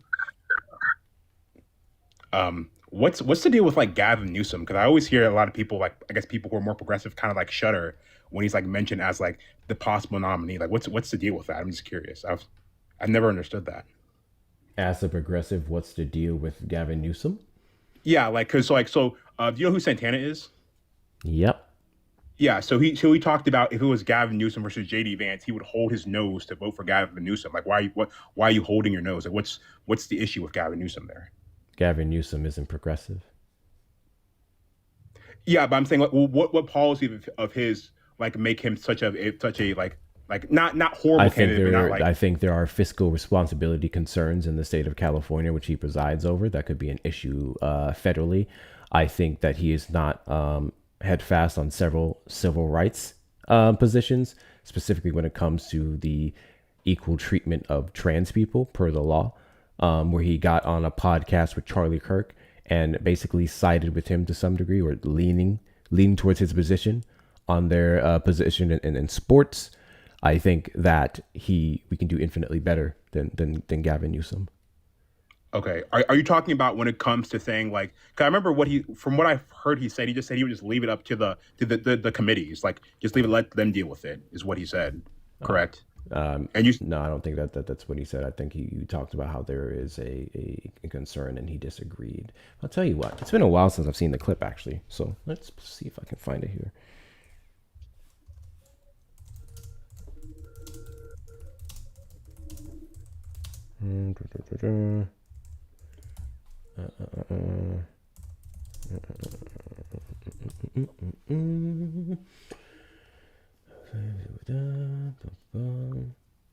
Because it's giving me a paraphrase which is deeply unfair.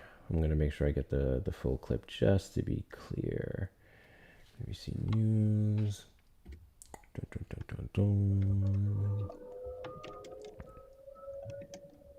See if I can find the segment. I hate all these clip bites. Okay.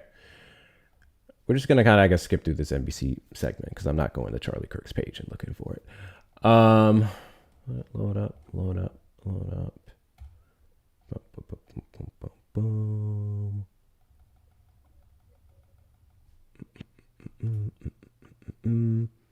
I'll also say another thing for me. Personally, I don't want to see... I think California gets a lot of shit. And I think California is seen as somewhat elitist.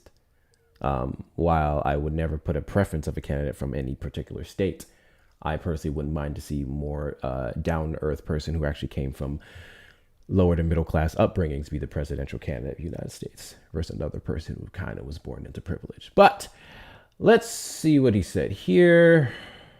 May I expand on that? Well, I guess break with the rest of Dems tonight on one of the country's most hot-button issues. California Governor Gavin Newsom criticizing transgender athletes who participate in women's sports during the debut episode of his new podcast. Listen to this. I think it's an issue of fairness. I completely agree with you on that. I revere sports, and so the issue of fairness is completely legit. And I saw that the last couple of years. Boy, I saw how you guys were able to weaponize that issue. Newsom there talking about all this, and why is it such a big deal? Couple reasons. Not many elected Democrats have taken that position. Also, governor is seen as a pretty likely candidate for president come 2020. Kind of annoyed because I don't want all the fucking commentary. So here's the thing. So I'm just gonna say for this right now while I look for the rest of the clip. So if he said there may be an issue of unfairness, I would agree with that. And then I would have followed up with, that's what we have these committees for. The majority of them passing rules that show you have to go through this much years of this and this much years for that to ensure that you don't have any type of advantage over a cis woman, which the majority of them go through. And the majority of them isn't much because we only have, less than 100 playing in sports internationally. Yeah. So these committees have these rules to ensure that everything is fair because of the transition. And once that's met, they can play. So the problem that I would have with his response off the bat, whether he is standing on it being an overall problem, or if he's saying if these certain conditions aren't met, is that you're not following up with how we have responded or combated the allegations of unfairness. Like, it can be an issue. Let's be real. It can be an issue if they weren't going through the process, but there is a process for it. And I think any Democrat who answers that question, who has the balls to speak on trans people, needs to follow the fuck up with the fact that we have rules in place for this concern that everyone has. It's not as if I can just go straight into women's sports today and just do anything. That's not the fucking case. Because being trans isn't just me just deciding today I'm trans and then being allowed to go play in women's sports and then knocking them the fuck out because I have this advantage. That's not the case. Okay. Well, then it sounds like to me, it sounds like this, like the messaging there then is the issue then with Gavin Newsom then with how he spoke about. I am unaware of any follow-up that he has made to correct his points. And again, because I'm not going to take that one specific part and just, in fact, hold on. Let me just find this. Let me just find this and settle this here. Because I hate clips. I hate clips for this fucking reason. Let's see. Because I actually don't. I don't know what the full context is. It very much could have been harmful. It very much could have been trash. But it also could have been something else that people leave out. Because to be fair, in fact, we'll talk about that in a moment. There's some criticism people gave of what Kamala Harris said in her book that I disagree with. But hold on. About and say no. No, and I appreciate. But like, would you do something like that? Would you say no men in female sports? Well, I think it's an issue of fairness. I completely agree with you on that. So like, you right now should come out and be like, you know what? The young man who's about to win the state championship in the long jump in female sports, right. that shouldn't happen. Completely fair on the issue of fairness. I completely agree. So that's easy to call out, the unfairness of that.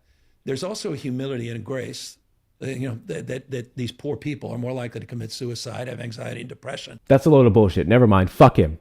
This is a load of bullshit. This is a garbage fucking response. There's an issue of fairness. I agree with that. But now he's trying to pull the sympathetic route. Trans people are not being asked or not asking to be playing in trans women aren't asked to play in women's sports because they may yeet themselves if they do. I fucking hate that response. Actually, this just solidified why I can't stand him. That's a load of bullshit. That's a load of fucking bullshit. Do you get what I'm trying to say? You responding with, there's an issue of fairness, I agree with that has not been substantiated anywhere. Let me make that clear. Anywhere. And then following up with like some sympathetic route of, oh, just because this may be an unfortunate result of this thing is the reason why we should let it happen. After acknowledging, or like not acknowledging, but acknowledging that it's unfair is a fucking weak ass bait. Ooh, yeah, that's a load of bullshit. So again, I do sort of agree that, like, again, the messaging was bad on how he spoke about it.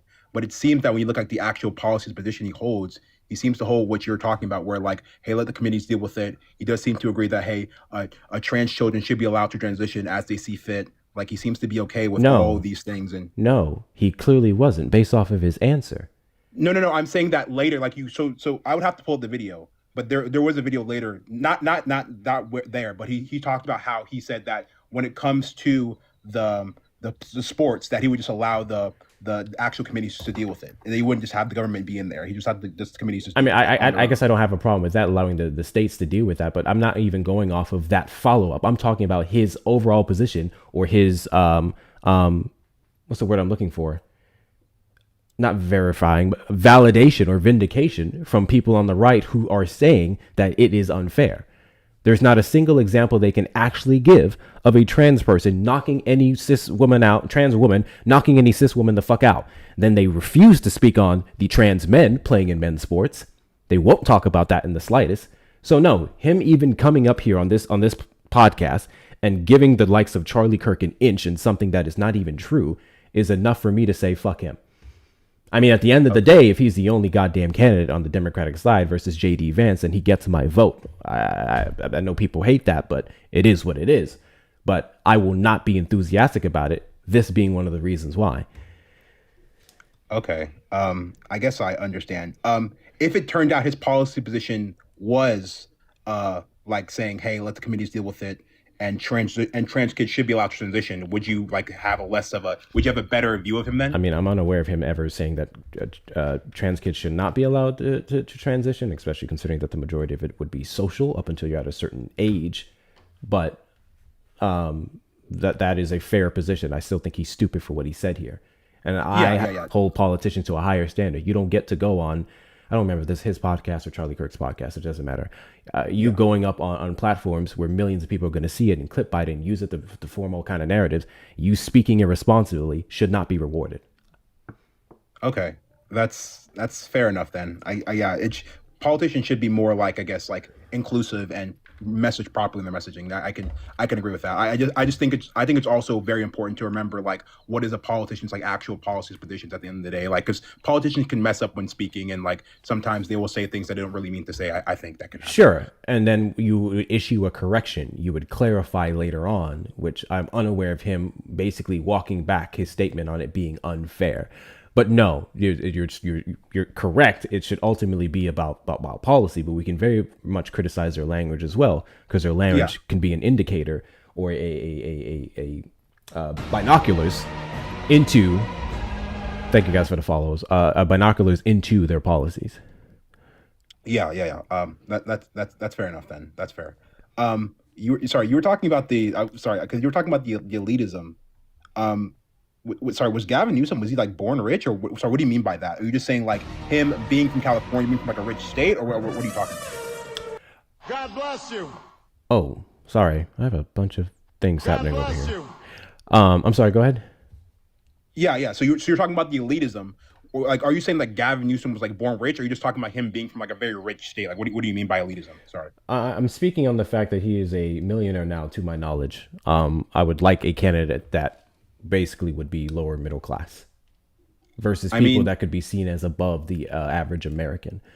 I'm tired of our politicians not being relatable.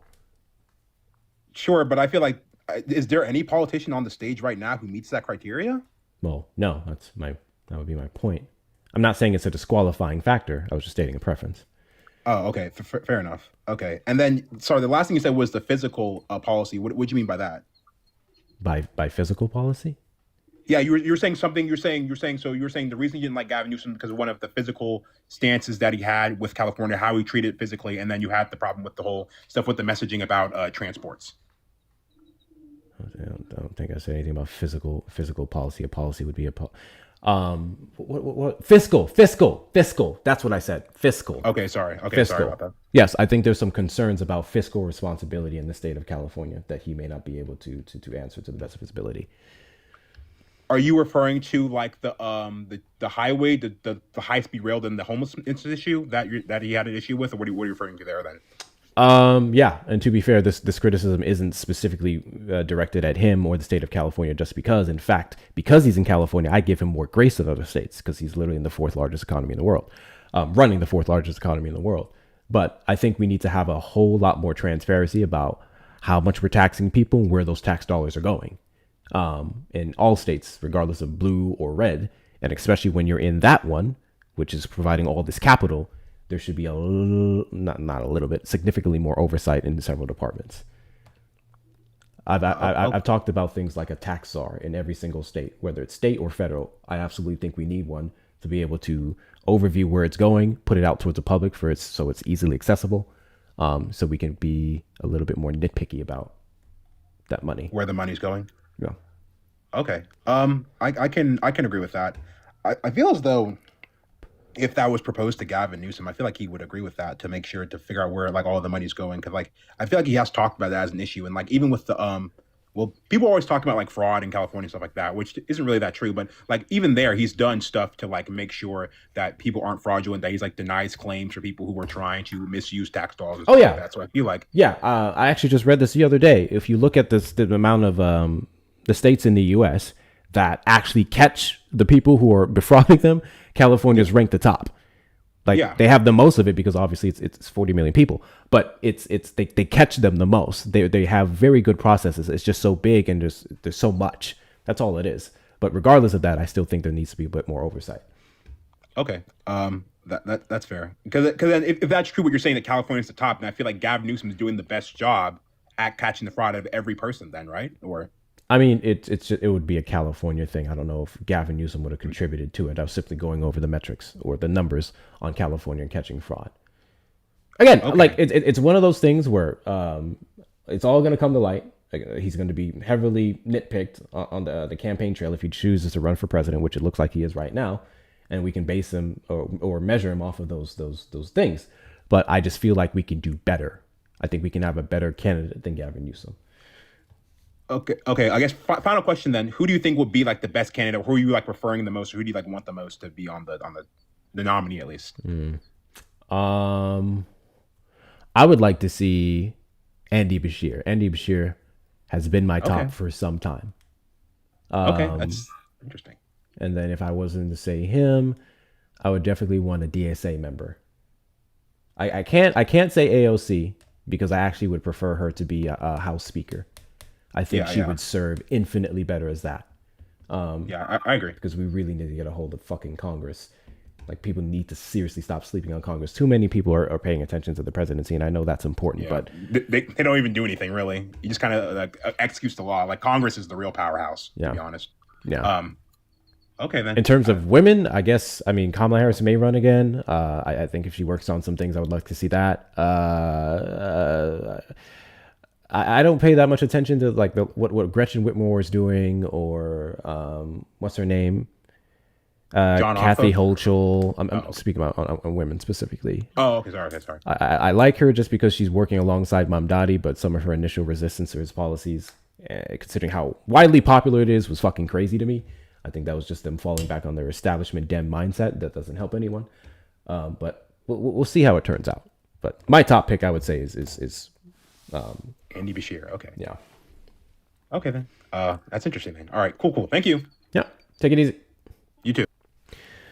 W's in the chat to Phil for the $2 Venmo. I'd have to dive deeper into the CA budget, but one thing I wouldn't say about Newsom is him being fiscally irresponsible. He had the budget balance and shifted to investment into the state, like house, homelessness, schools, etc. Oh yeah. So I think when I said fiscal responsibility, I'm speaking on a concern, just solely based off of the amount of money that's coming in, and then some of the criticisms even of that recent audit that they did. I believe it was April. It was 42 to 45 million or $1 billion went towards homelessness. And then the issue is, well, there's still a lot of homeless people. How are they distributing it? So on and so forth. I think there could be a lot more transparency in that department. I'm not saying he's fiscally responsible. Yes, they have a debt, but so do other states. I'm just saying things don't appear to be the best way. And I just think we need more accountability across the board when it comes to that. I don't care what state you're on, what side you're on, blah, blah, blah. All right, Mark, what's your other question, your real one? So okay, it does need some little bit of context. So like, all right, so let's say Trump gone tomorrow, right? Then JD Vance steps in, blah blah blah. Obviously, in the upcoming midterms, I think it's safe to say, obviously we don't know the future, but I think it's safe to say that it's going to be a blue wave. A lot of Dems are going to be coming in. And I think you could say the same about 2028, but that's, too far to say or whatever. My thing is, you can vote out all the politicians and whatnot, but like, what do we do with these people? You know what I'm saying? Like, we still got to live with them. They still vote, and we got to be like next to them all day, every day. Are you talking about the politicians, or are we talking about MAGA? MAGA, like specifically MAGA, because obvious. Like, even if we outvote them, cool, but we still have to like live with them. It's not like they just go away. When we vote in like some more Democrats. You know what I'm saying? Yeah. Like, I just think there's more to it than just voting out the red. I think it's quite literally all we can do is what if we're talking about the MAGA base, literally all we can do is live with them. So since we have to live with them, we have to do just better at education. We have to do better at marketing. I've said this before and I'll say it again. I think the Democratic Party's messaging and marketing is shit. God bless you. And I think if they was better, we'd be able to get a lot more moderates and even some Republicans when we're presented with someone like the likes of Donald Trump. So there's that, but there's not much else we can do about that legally. I mean, yeah, yes, like, obviously it's like, oh, they've been here for forever. I'm trying Thank to... you, Shauna. Thank you, Shauna. Just because I have it on speaker. Like, oh, of course, like, they've been here for forever and all that shit, right? But, they are much more emboldened now, and, like, like, we had the Unite the Right rally, like, that was literally started and funded by Schnazis, you know? Not the Like right is crazy. but that's what I'm saying. It's like we have that, and that ended up turning into a literal riot. Like I just what do we do? You know what I mean? Like it feels like there's nothing that can be done on that front at least. Not unless they break the law, not really.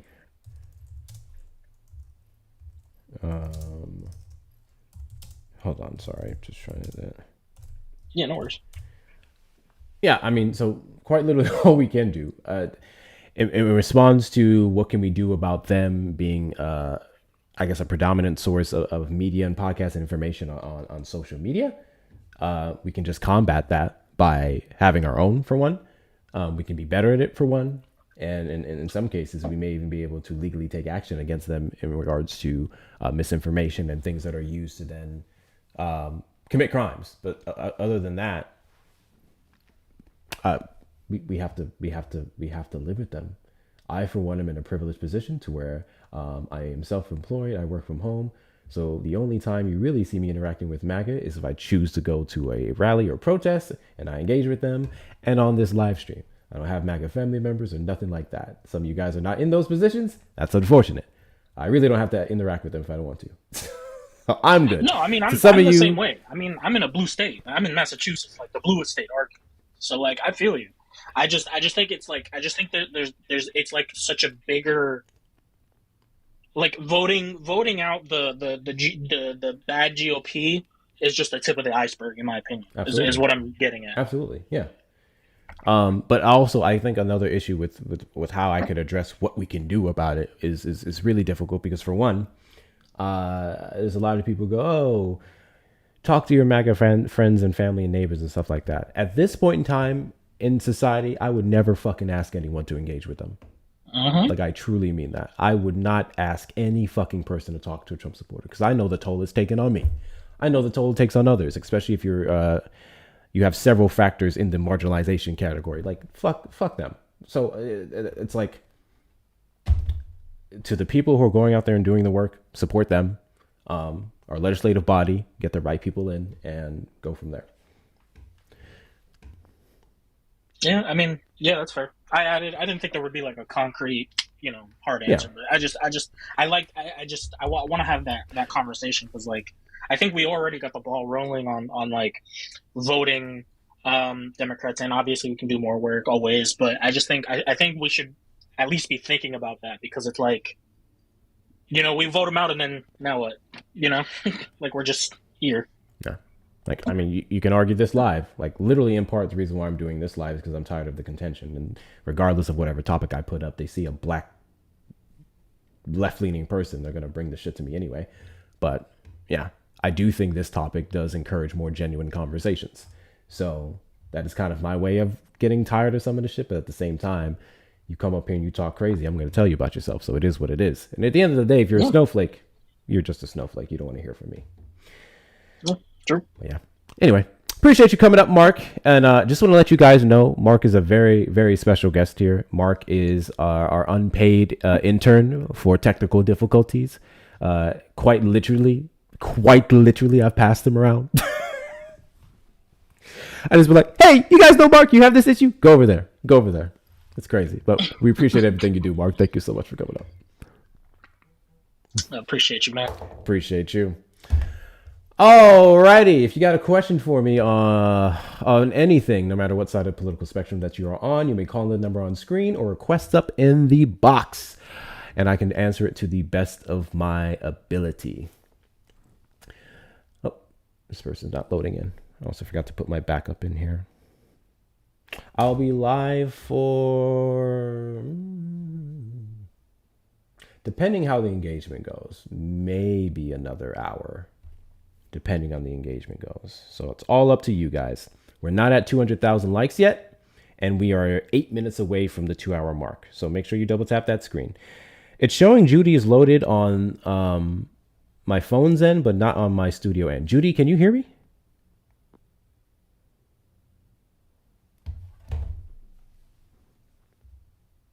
I don't think Judy's loading. Yeah, I know it's been glitchy. Clearly, it's been glitchy. Look at these fucking numbers. Okay. Judy, come back up if you were trying to, because you did not load up. You did not load up. Not being at 200,000 likes is cray cray. Yes, the fuck it is. Absolutely. Absolutely. Cops have blocked traffic on all of South Con. Oh, this is Austin. I don't know what's happening in Austin. I also did not know. Those of you who are here for the Fun and Facts show and you're listening to my little ramble about the mediocre piece of shit that is Chip Roy, I didn't know he was fucking in Austin. I didn't know he was overseeing the Austin district. That pisses me off royally. Because he is so anti-Austin. That man hates everything that Austin stands for. Don't get me wrong. Austin has some things to work on. But I firmly believe, this is my bias, and the Texans are going to come for me. I don't care. Austin is the best city here. Austin is the best city in this entire godforsaken state. I actually miss it. I actually do miss Austin. It was lit. It was lit. We know, Gucci. We know. And I know y'all would disagree with me. I'm willing to go to war with every fucking one of you. In terms of what I like, what I get down with, Austin's the best. And I swear to God, if any of you say white people, I'm going to block you. I voted against him in primaries. W. Justin. Yeah, fuck Chip Roy. Seriously. Fuck Chip Roy. Austin is little San Francisco, and we saw what happened there. I'm sorry, you Texan? You've been doing your fair share of chirping in the comments. Anyone who would compare Austin to San Francisco doesn't know shit about Austin. So there's that. John Galt. What's up? Let me see if I can find it here, actually, because I'm pretty sure you don't have a question. Oh, we would have requested up. Ah, here we go. You said, and that's the problem. You guys aren't willing to talk to the other objectives. Yep. Every time the conversation gets a little hard, you just shut them down, block. Define a little hard. Did he cut out for anyone else? I can't hear him. Can you not hear me? Now I hear you. Okay. Define a little Still hard. Good? Well, anytime any kind of facts start to go against your narrative, it's like, and I'm not saying you personally, but it just seems like the people that are on the left, especially the far left, they just say, "Oh, you're deleted," Oh. and walk away. You know, it's pretty typical. You think the left hates facts, huh? I think that I think the left does hate reality. Okay. And facts. Let's test especially out. when it comes to socialism. Interesting. Let's have fun with this experiment here. I am left. You have facts. Yep. Give me one. Socialism doesn't work. Socialism doesn't work. How would you substantiate the claim that socialism doesn't work? Show me where it has worked. I'm unaware of it being implemented in the degree that the average socialist, particularly American ones, want it presented. Not to mention, I'm not necessarily advocating for socialism. So there's that. We already have more of a socialist Marxist? No. Communist? I am not lefter than a quote unquote socialist. You're lefter than a socialist, so that would I say said you're I either a am. I Marxist said or a I communist. literally said I am not. Oh, you're not. Okay. All right. Fair enough. So would you say that the policies that we have now in the United States are to the right side of socialism currently? Some of them, sure. Probably most of them. Yeah, sure. But most we're going, of them. but we're going the wrong way. That we would still right? have some socialist practices ultimately, but no, we are still in no way, shape, or form a socialist or even socialist leaning country. Well, you guys were talking about California earlier, and it's definitely a socialist state. And New York City just elected a socialist, borderline communist. It was according to him. So I would say that you guys are getting traction. When you could take over the two most populated states. Can you define socialism?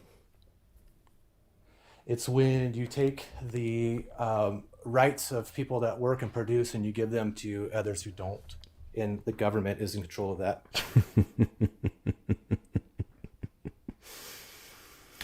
Yeah. Can y'all do me a favor? Those of you, I know y'all know who you are. Send this to Swan, please. Send this to Swan. I'm curious. If I look up the definition of socialism, that's what I'm going to find. It may not be the exact word for word, depending on where you're looking it up at or which dictionary, but that's the basic idea and concept of it. Got you. So you're under the belief that socialism is giving hardworking people's labor to undeserving people. Yes. Substantiate that. Okay, well, let's talk about the latest movement of eat the rich or tax the rich more. I mean, we could use California as an example. They wanted to pass a billionaire tax. What happened? Billionaires left. So now they don't have the revenue to take from the people that are producing and contributing to society. What tax was that, and what numbers are you using to say that billionaires left the city? Really? You don't know about that? Provided. It's not the city, the state. The state. Excuse me.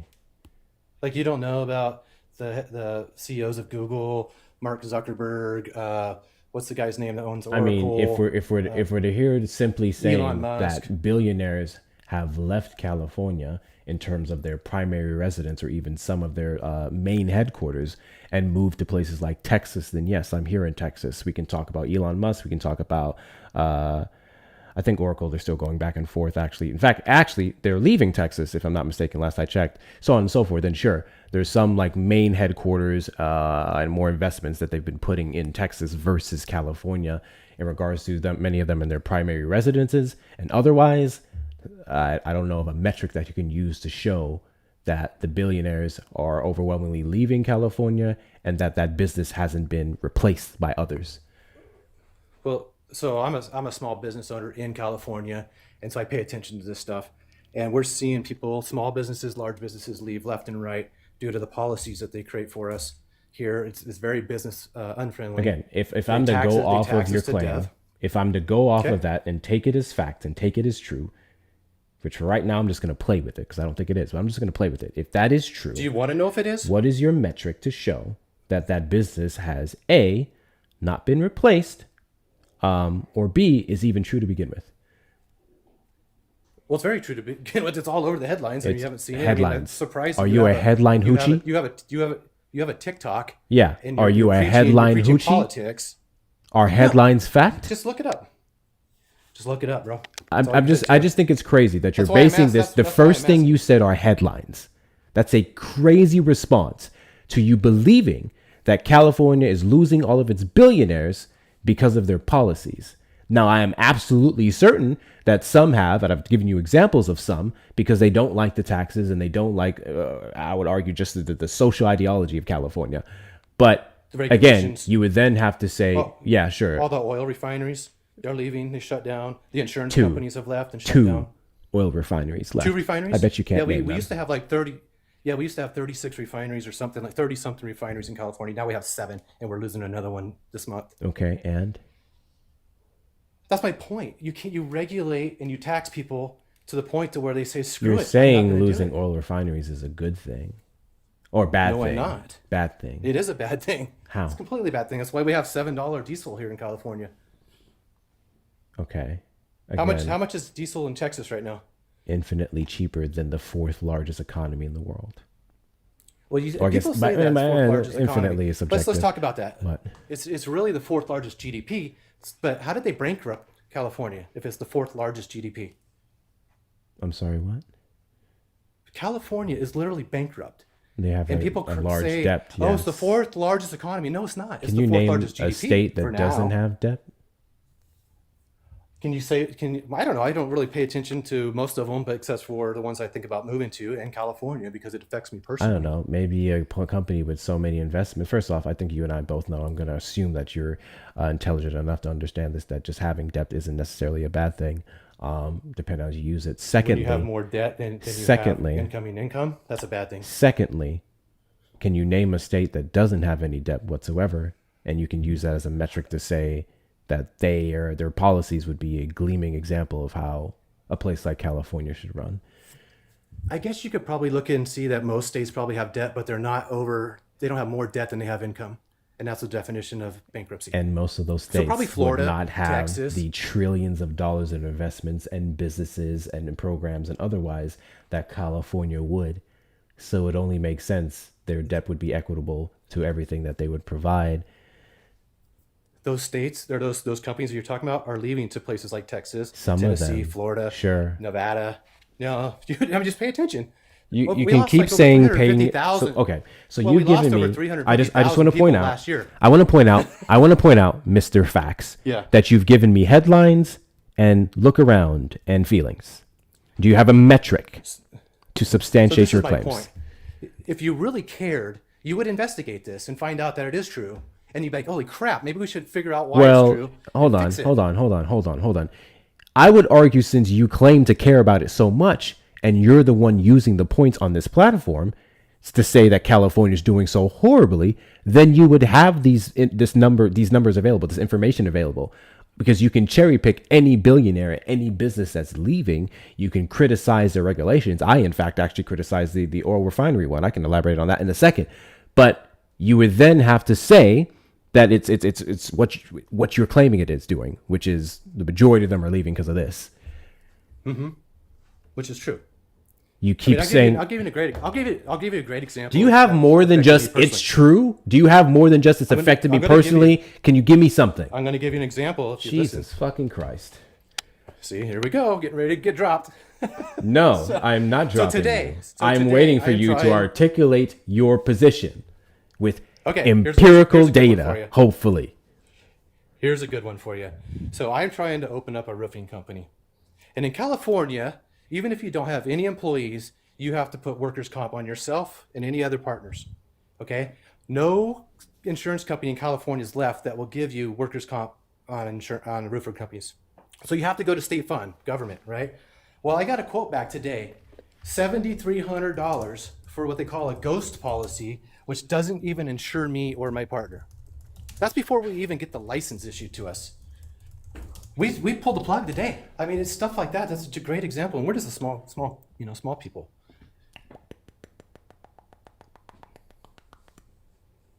Landlords, they implement rent control. They said it to doesn't evict come through bad private tenants. insurers. It does. You can get workers' comp through private No, State insurance. Fund is a state-run company. State-run.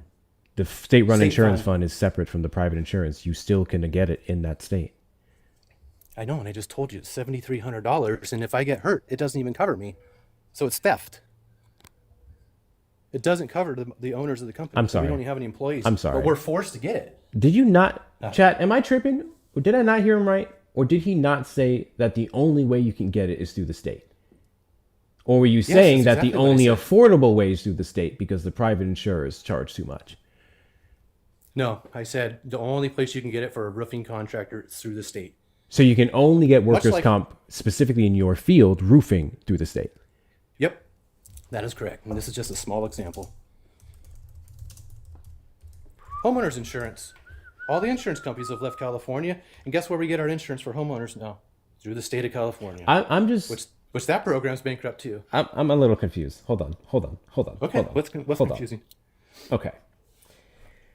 How is it mandatory for all insurance providers to give you workers' comp to cover your employees, even if you don't have any employees, but then they don't give you workers' comp they don't have any options for roofing? It would literally be mandatory. It's not mandatory for roofing or for insurance companies to give it. That's why they don't. It's mandatory too for risky. license C39. Exactly. So if I want to get a C39 license with the state of California so I can go put a roof on your house, I have to get workers' comp. They don't offer it in the private sector. So then that leaves me having to go to the state to buy it. I'm sorry. And it's Okay. like I told you. So maybe Yeah, I'm mixed go up ahead. when it comes to the licensing here. Sounds like it. Would you not? What is C39 specifically? What is that license for specifically? That's for a roofing contractor. So it would be the basic? It would be the bare minimum? If you want to put a roof on someone's house, you have to have a C39 license through the state of California. How is that different from any other licensing that you'd have to get for any other business that you would start? We could go to Texas and there's no requirements for that, for one. But the whole idea is I'm talking about the state-run insurance that they force you to get and you can't get it. Let me see what license you need in Texas. license for roofing. Do you need in Texas for roofing? Bum, bum, bum, bum. While you're looking that up, can I ask you what you do for work? That is correct. There is no mandatory or state mandated one in the state of Texas. Okay. Interesting. So you're criticizing bit of freedom, California's higher standards? No, it's a scam, bro. What is that license going to do for anybody? It doesn't make them liable because they issued the license for anything. It doesn't teach you anything. The It license just takes money would from the be contractor. additional verification that you know what you're doing. You can do your job. It's in Really? a state like California. How would they know that? What do you mean, how would they know that? How do you get the license? How would What are the requirements government for the employees that license? have never held a hammer before know how to verify if you know how to put a roof on a house or not? That would literally be the point of the license. That would literally be I the know, point of the that's what I'm license. saying. You So let's cannot have the dissect it. license and be able to do just as good as a job at C39. Sure. And you can do that in a place like Texas. In California, that's not how it works. Regardless, I just want to let you know I'm looking up what you're saying. I'll try to verify your points, and you've been saying some misleading stuff. Like your No, criticism, your criticism is specifically the cost of it, or the fact that you don't think it should be mandated at all, going back into regulations. Okay, have you considered I'm just moving? using this as an example. Are you of in the state of non-regulation. California, by the way? I am for now. So wouldn't it be easy for you to move to the state of Texas? Well, I'm in the process of moving to the state of Nevada, but it's really not that easy to actually move, especially when you're. I mean, I'm not here saying for moving almost is 50 like years. good or easy overall necessarily, but I'm simply saying based off of, I'm assuming you make decent money in California, especially compared to the rest of the country. So based off of I the wouldn't- slashed cost of living in other states, that would help the move be easier compared to other people moving from other states. Well, the challenge is that a lot of people have moved from California and New York into states like Texas and Tennessee and Florida and raised the prices, especially Nevada. The prices have gone up. So, I mean, I have a 5,600 square foot house that I'd be lucky to sell for $1 million. It's been on the market for almost 2 years. You have a It's crazy. 5,600 you have a 5,600 square foot house in the state of California that you'd be lucky to sell for $1 million. Yeah, I mean, you guys realize Is that your house California's much fucking bigger than poor? Los Angeles, right? Well, sure, of course. it's There's going pretty to be bad. the rural I mean, areas. it's where actually they're been in cheaper. magazines.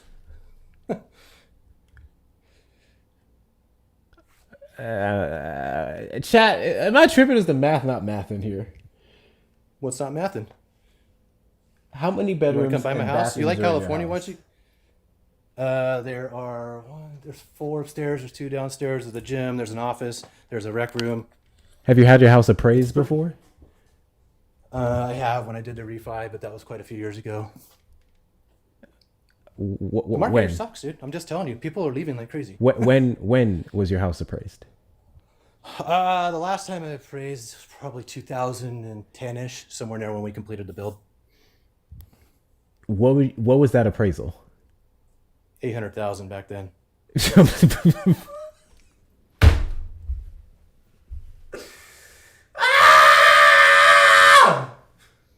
You want to come buy it? I mean, you love California. You get a hell of a deal for it out here. You think your 2010 appraised $800,000 home could not sell for $1 million, or you'd be lucky to get $1 million for it in 2026? I think that's probably what I would get for it if I drop the price, but I need more for the house. Okay, so So if you wanted to drop the price of your home, the value of your home, just to get it sold because of the high cost of living and what people can afford, that is a separate argument for what your house is actually worth. That's exactly what sets the price of housing. No, it doesn't. It's what somebody's willing to pay for it. Yes, it is. I mean, I guess if you want to do it privately, you can do it at whatever price you want. If you want to get it sold, you have to make some concessions, especially in this market currently. Absolutely. But if you choose to sell your 2010 $800,000 appraised home for less than $1 million today, I don't know what the fuck to tell you. I'm not willing to do that because I can't take that $1 million and move to another state and pay cash for a house. I'd have to go back into debt. That makes zero sense. Like, you could not replace this house today for less than $2 billion. So, could not build it. so maybe perhaps you should nitpick all the other things that would make it so difficult to sell your home versus California's, I guess, roofing regulations. It's not just the roofing regulations. One example why the house hasn't sold. My homeowner's insurance is $11,400 a year. How much is yours? I don't own a home. Oh, that's why. I don't know what that has to do with anything. Well, usually the people that are on the left want stuff for free because they're poor. Yeah, I never. Or they don't asked contribute, for, or they don't. I build, never they asked don't for build free anything. homeowner or homes or home insurance. It was a weird little jab you just tried to do there. What do you do for income? What do you do for work? Literally this. TikTok. TikTok's your job. More than TikTok, yes. Okay, so what else? So maybe I can Other learn something social media platforms. If you check the link in my bio, I have a website where I sell merchandise, and I also do what do you sell? content, whether it's live stream. It's, bro. Do you not see all of this? All this. No, this you can't shit? see anything behind you. Sorry. Literally, can. It's fine. This is what I do. Okay. So, do you think if you wanted to do better, you'd find something else that'd pay better? Do better. Do you think I'm not doing well? I don't know, but it does seem like people that are more socialist driven seem to want to take from others to get free health insurance and free programs for this and free programs for that, right? You can't even properly define those words, which makes sense as to how you're trying to inadequately apply them to people on the left. So there's that. I don't know what about anything that I've said that I want free this, free that, blah blah blah blah blah, because nothing is damn free, and it all comes from our taxes ultimately. So there's that. Our taxes or certain people's taxes? Literally all of our taxes. Would you agree that there's a base of people that don't pay into the tax system? Yeah. What's the number on that? What's that base that don't make enough to pay taxes? What is that, under 30,000 or something? Or not much, I guess. Hold on. What is the? Yeah, you're probably right. It's probably about 35,000. Miss Donna, we hear you in the background, or me in the background. To pay taxes, what is that, under 30,000 or something? Not much, I guess. What is that? Yeah, 31 to 40% of U.S. households, low to moderate incomes, and then they would qualify for things like tax credits, child tax credits. So yeah. Okay, and I'm not knocking these people because everybody. Thank you, Jane. There's people on every income level, but would you say that those people get the most government assistance than anybody else? No. You don't think so? Okay, hold on. Define the most in terms of just being able to get it versus others. Sure, they would qualify because they're broke. Like Medicare, or yeah. So if we entitle people to live freely at $36,000 a year, and they're happy with that, where's their incentive to do better? Tax credits, like child tax credits, and social programs don't incentivize people to not do better. And if there is someone who is on these programs, and I guess one of the issues that you guys bring up is I guess permanent things, like not having any job requirements, not requiring people to attempt to get jobs, all that super stuff. Okay, sure. Yeah. If there's people like that out there and they're perfectly fine with making no more than $30,000 a year, then and so be it. L right? to them. I don't. Yeah.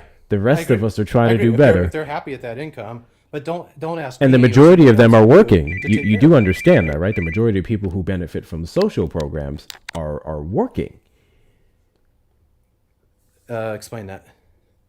The majority of people on social programs such as SNAP or food stamps, HUD, they would be individuals who work. They just don't make enough. That's why they would qualify for said programs. Right, which enables them, correct? Instead of saying, "Hey, you're shit out of luck. You make 30 grand a year. You want to do?" I better, mean, go if out you and want to figure out a say way, letting right? people go homeless, starve, and die is enabling them, then so be it. Yes. Okay, so in California, if we go back to that, we have the highest poverty rate and the highest homeless rate in the country, and we have the most social programs in existence as well. So explain that. Simple. Having the most of that, it doesn't mean that it's equal to their population, for one. And because of the sheer high cost of living, I'm unaware of California out here paying people's rent single-handedly. Well, it's talking about rent. So what they do is they make the landlord responsible to house people for free. So there is that. Miss Donna, did you have something you want to add? I just tried to share with you these are real issues.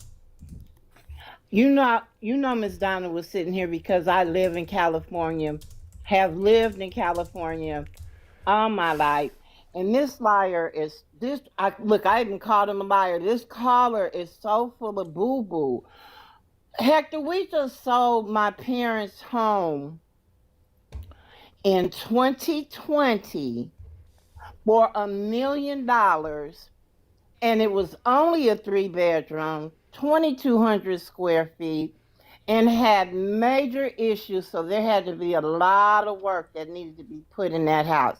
So him talking about the massive house that he owns, that he would barely be able to get $1 million in California.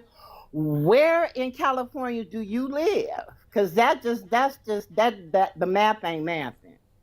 Okay, where did you sell this house that you live that you're talking about? South Central LA. There you go, Los Angeles. And we got right. No, it doesn't matter. I live. Yes, it does. Okay, then why can't Los you Angeles has the most expensive real estate in the country, and maybe the not country, in the not the country, New York, but not in California. Okay, well, I live in Northern California, just above Sacramento, and that's the facts. Yeah, I see it here. Since the 1980s, oil refineries were being shut down due to overproduction that led to an oil spill. Then the state started to invest heavily in alternative energy. We are at 25 to 30% solar energy at this point and rising. Yeah, I know Texas is 30% wind, so there's that. Also, yeah, I thank you. I did not need this table to know that he was full of shit when he said what his house couldn't sell for. So thank you, Hector. Also, the problem, guys. not the Texas highest is a big poverty state, rates. right? I was So is unaware of that California. part. Let's see. Who does have the highest poverty rate here?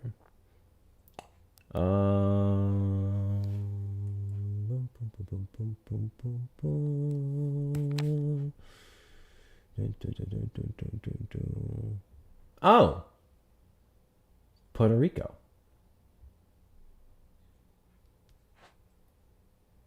AJR 1397. Puerto Rico, Mississippi, Louisiana, New Mexico, West Virginia, Kentucky, Arkansas, Alabama, Oklahoma, District of Columbia, Texas, South Carolina, Georgia, Tennessee, New York, North Carolina, Ohio, Nevada, Arizona, Florida, Michigan, California. A couple ways down there.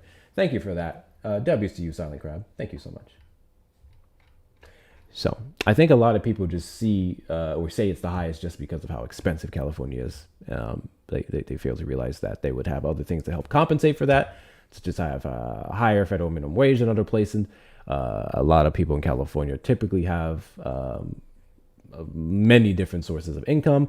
But I also wanted to go back to where you said that they're legally required to house people. So you'd be referencing their tenant-friendly laws. You'd be referencing that the government tenant-unfriendly laws. literally subsidizes these companies. I mean, these landlords. If they're saying you can't kick this person out, right? Because here we have your eviction process is a lot longer in here. It's very strict. It can be a whole thing, but then the government is also subsidizing them to do so. So it's not like they're just leaving them on their own. They are. Like if you have a tenant that doesn't pay the rent and you need to evict them, it could take you up to 6 months to a year to get them out. It can. So now the landlord, especially a small mom and pop, is without income for over a year. Those people are going to lose the house. What? If you are a landlord, you have a house and you're renting it to somebody else that doesn't pay the rent, and you rely on the rent to pay the mortgage, and they don't pay it for nearly, say, 6 months on average, up to a year. I've seen stories. What's the landlord supposed to do? In the state of California, like housing every other state, you would get a percentage of taxes cut off of 10% of it being of quote unquote affordable housing, and then here, literally from what I'm reading. It's not affordable So housing. I'm waiting for you to articulate this or substantiate anything against this. They would be subsidizing these people since it's mandatory. It's mandatory acceptance. They have to take vouchers and everything else. So That's new. Yeah, you have to take Section 8 vouchers. That's something new that came down the pipe. yeah, SB 329. So the state is going to tell a person who they can and have to rent their house to, even if this person doesn't qualify. It's not about the qualification is everything else and then the voucher. You just can't turn someone down because of the voucher. You can't discriminate based off of them getting government assistance. That's all it is. Yeah, tell that to a lawyer. That's Turn that around on you SB so fast. 329. That's how it works. When did this pass? Let me see when this passed. Hector, I just have a quick question for him. What did you say you live? You said like around the Sacramento area? Just north of Sac. Just north Town of called Sacramento? Warrenville. Yeah, about an hour, yeah. Do you own multiple Well, hey, properties? I do. You do? Okay, because you told Hector that you pay $11,000 a year or so in homeowners insurance, and it was with the implication that you only own one home. So yeah, if you own multiple homes, then you may be paying $11,000 in totality, so in total for the properties, but not just for one home. Even Oh, like really? when you go to the That's high exactly what I pay averages. for the one house. Yeah, no, That's you exactly don't. what we pay. No, Really? you Well, don't. that's the problem. So you guys don't believe that this is So reality. let's look at the averages in that area. Why Okay, is go it to that Butte and County. even if you look at the state of California on the high end of averages, it goes up to about 4,000 a year. So why are you paying 11,000? Who's your insurer? Good question. I used to work for USAA and also for AAA insurance carriers and Okay. PNC. So who And, and I neither, yeah. none of those carriers are in California anymore selling homeowners insurance. You have to go to this I California know state because plan. of wildfires. I know. Yep. Right. My mom and dad So just got their insurance increased. They So were who paying do you like have 4,000 or 5,000. insurance It just with went up that to you're 11 paying grand. 11,000 a The year for state of one California. property? The So state via of the state of California. California, there's no fucking way. Yes. It's called the Absolutely Cal no Fair way. plan. Okay, look it up. I'm not gonna You don't lie. have to I'm believe not. me. It's It true. could be. He's a I liar though, Hector. I don't. Well, because you don't believe me. Come on. I mean, I've quoted some. Doesn't make it I've untrue. quoted some houses here in the state of Texas that had less than that, and their monthly premiums were close to that number. So I just took it as him having a pretty decent fucking house. So It's nice. But didn't he say he couldn't even sell the house for $2 million? it won. Did he say He said one, and basically what he was saying is that not that he couldn't in terms of the value, but he said it wouldn't sell for that much because people wouldn't buy it. In which case, that would be a Okay. economy Here's a great issue example. versus any other issue. But then The nicest also house in this you town have just Texas sold has for wind 1.5 million. issues. Okay. An 8,000 square foot house on 40 acres just sold in this town. That's the nicest house in this town. It just sold for 1.55. Oh, That's the biggest comp ever in this town. okay. Is the value more than that? I think so. If it was outside of California, if it was where we're moving, it'd probably be a $4 million house. Easy. So then that would be based on your location. That's my point. So when people can't afford, So then to that live here doesn't change because the things value like of your home. high power valves or prices, high insurance prices, everything that goes along. I mean, people's power bills are $500 to $1,000. I mean, that's pretty normal. Yeah. How much is it in Texas? If you have very large properties and homes that use a No, bunch that's of not power. true. I used to install solar before the government killed that industry too. He And I is saw people's bill. lying. How did they kill the industry when it's 30% of your energy makeup? Oh, well, rooftop solar. They really promoted that for a lot of years, and then all these companies got on the bandwagon, started installing it, and then what they did, they lobbied PG&E, or PG&E lobbied the government, and said we're losing money. So they made it to where, and I'll try to make it as easy to understand as possible. When you put rooftop solar on your house, you create a kilowatt of power, and you send it back to the utility grid for say 50 cents a kilowatt, and then at nighttime you borrow it back from the utility for the same price. But now they charge us 60 cents to buy it, and they give us 7 cents to give it back to them. So they killed the whole industry. 800 solar companies went out of business in California when they did that like 2 years ago. These would be individuals who would have a solar battery. Oh, you want to add $30,000-$40,000 for a battery system to store your own power? That's what on makes top it of the cost 50, effective. 60,000? No, it doesn't. Now you're $100,000 into electricity for your house. Into electric, you're talking.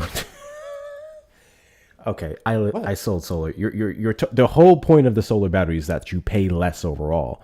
The basis of many of the solar companies' sales is going to be having a fixed monthly rate versus a fluctuating one due to the costs of electricity, which is still going to be impacted to some degree, but not to the exact same extent. Particularly in 2023, from January to June, we had a fucking, what was the percentage increase? Was it 60? I think it was 40 to 60%. I don't remember exactly at that point, but literally in 6 months, we saw astronomical rates in electricity. This was the basis that I used to sell solar panels to people, showing that monthly fixed rate with the loan that you have is going to be more reliable than the fluctuations. But yes, I'm aware of the fact that solar is fucking expensive. No shit. But it's still. So do the ROI. Why would you spend $100,000 on solar? How many years do you have to live in that house before you actually broke even? Yeah, some people don't find the benefit in that. Most people at this point. It used to make sense. It doesn't anymore. Because of regulations. And all the crony capitalism that happens here. Oh my God. I mean, I know you guys don't want to believe this stuff happens, but it really does. I think all you've provided us is a bunch of things. And some statements are true, but the positions or what you align it with is nonsensical. Okay. Explain. What do you mean, explain? Explain. Well, you flip-flop on several of your positions until I provided clarification by asking you deeper questions. You initially, you initially were talking about how the licensing situation was something that you couldn't do. Come to find out you could. You're just arguing the expense of it, and then you're saying that Texas was better because it didn't have one. Your argument changed from the licensing was unaffordable, unattainable, or whatever to I just don't like the regulation overall. Then you went down this crazy rabbit hole with your house where you had me all the way fucked up saying that you could not sell it for, or you'd be lucky to even get $1 million for it, considering the fact that it's a very fucking nice house. Then we got to talking about insurance, which you're saying you're paying $11,000 a year. I actually believe you. That's a little less than $1,000 a month, but it sounds like you have a fairly nice home and pretty good coverage. Maybe you have some assets in there, some gold, so on and so forth. That's the California Fair Plan. Home insurance has gone up significantly. I can say that from a place like Texas where it's typically cheaper. It's just that's how shit goes. You're saying it's the regulations. You're not looking at the fact that it's gone up overall, even in places that have deregulated, such as Texas. So it's just the landing points that you have are always very much off from the initial points that you make. Like your correlation causation thing is really fucked. No, you're just trying to flip the script. I'm really not listening or wanting to understand. I've been listening closely. Tell me this: words coming out of your mouth. Why would the house that I have here is $11,000 for homeowners insurance? I'm building the same size home in the Tahoe National Forest, in the trees, high fire area, and my insurance over there is $1,400. Okay. Explain that. What's the difference? The little invisible line between the two states? Your personal factors. Or is it regulations? Personal factors. Yeah. Are you now saying that your location is less regulated than the other location where it's cheaper? The new location I'm going to is, much less regulated. And the insurance is more or cheaper? Less. I pay $11,500 here in California, and I'm going to pay $1,400 in Nevada, in the National Tahoe Forest, like where I should be worried about a house burning down. Well, hold on. You're talking about state. Oh my God. You just went from state to state. Yes, that's my point. California is running people out because of this stuff. Literally state issues. And you guys want to implement this stuff worldwide or countrywide. I just don't understand. No, we don't. California is not a shining example of how the rest of the country should be like. So no. You guys love to say that. You guys absolutely love to say that. But I don't know what California policy specifically the vast majority of people on the left or even progressives want for the rest of the country. Can I please point out that everything he's complaining about is capitalism? Every damn thing that he's brought up is capitalism. It's not capitalism. Well, no. Hey, Kit, you missed it. Kit, he said California is socialist.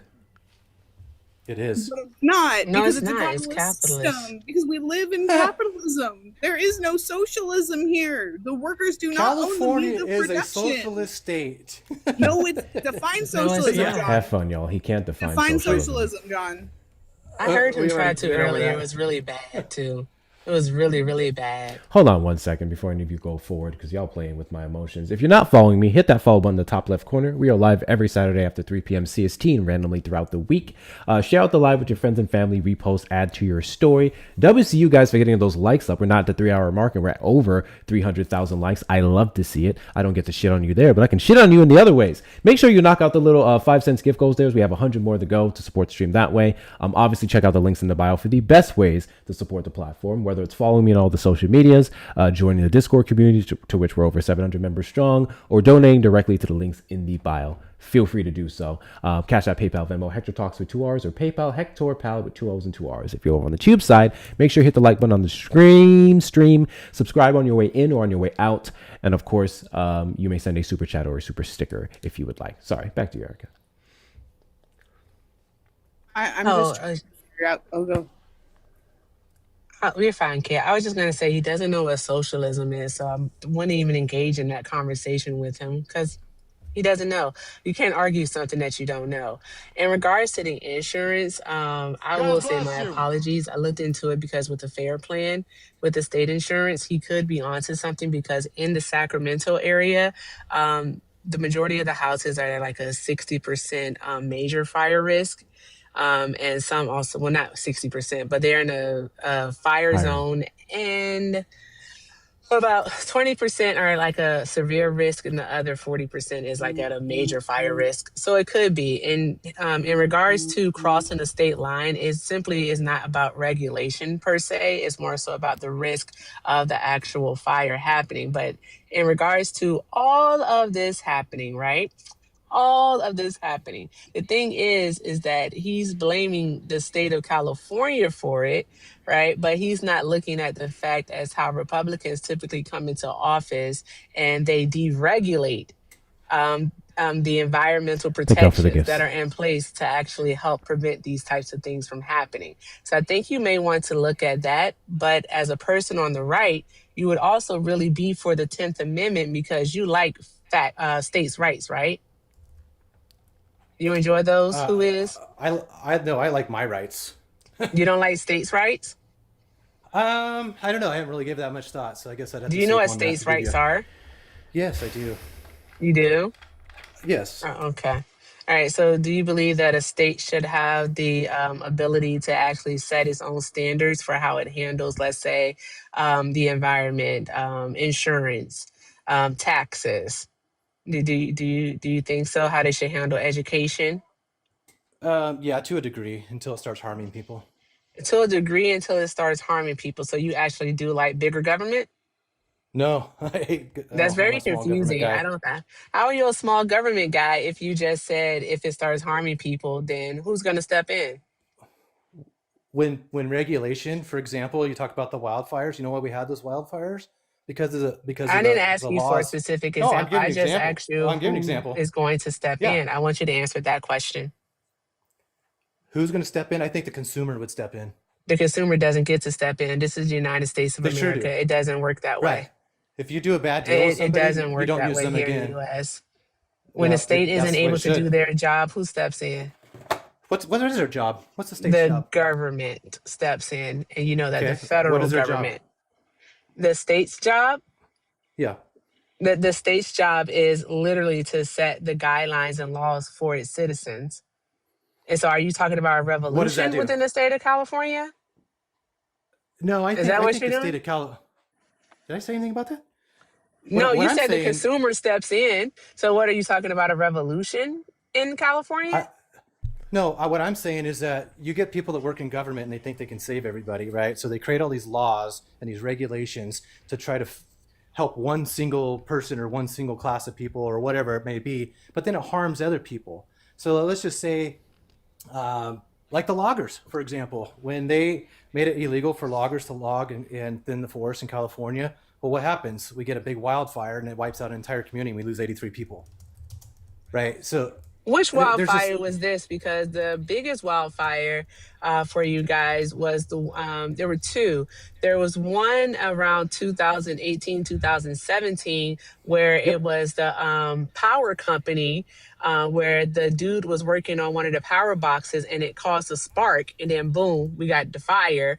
And then there was the one where it was actually set by a resident smoking or something of that nature out there in California. I think that was the most recent one, the one where the guy was actually just like smoking or something, and then that's what happened. So what are you talking about, the logging one? When was this? the logging one happened in the 80s. Remember the whole Smokey the Bear and the spotted owl bullshit? I'm not from California, and I may be almost Okay. 60, but I don't remember the fires. Are you talking about In the doing it 80s. on public and federal land? Oh no, on all land. So we live in kind of a forest, it's on a state wooded area. and federal. No, you can't. Loggers in the 80s were regulated to where they couldn't thin the forest and clear the bottom of the forest. You know, when Trump talks about raking the forest, that's a real deal in the logging industry, and everybody just laughed at him about it. But it's real. So what they What can do year? now is only thing they could do is clear cut the forest. And trust me, I ride dirt bikes heavily. I'm up in the forest all the time. And we're constantly wanna having know to what clean year. trails out because you got dead debris everywhere. And that's what made the fire get out of control in Paradise, California, and kill 83 people. What year? What year what? What year did this happen? What the fuck do you think I mean by when I say what year? Well, what are you talking about? The fire? I mean, what year was Kennedy born? Kennedy? What year did they land on the moon? Oh, Jesus Christ. What year was it the telephone invented? Aren't we talking about the fire? Jesus Christ, Jess, what year was the fire? It was like 2018.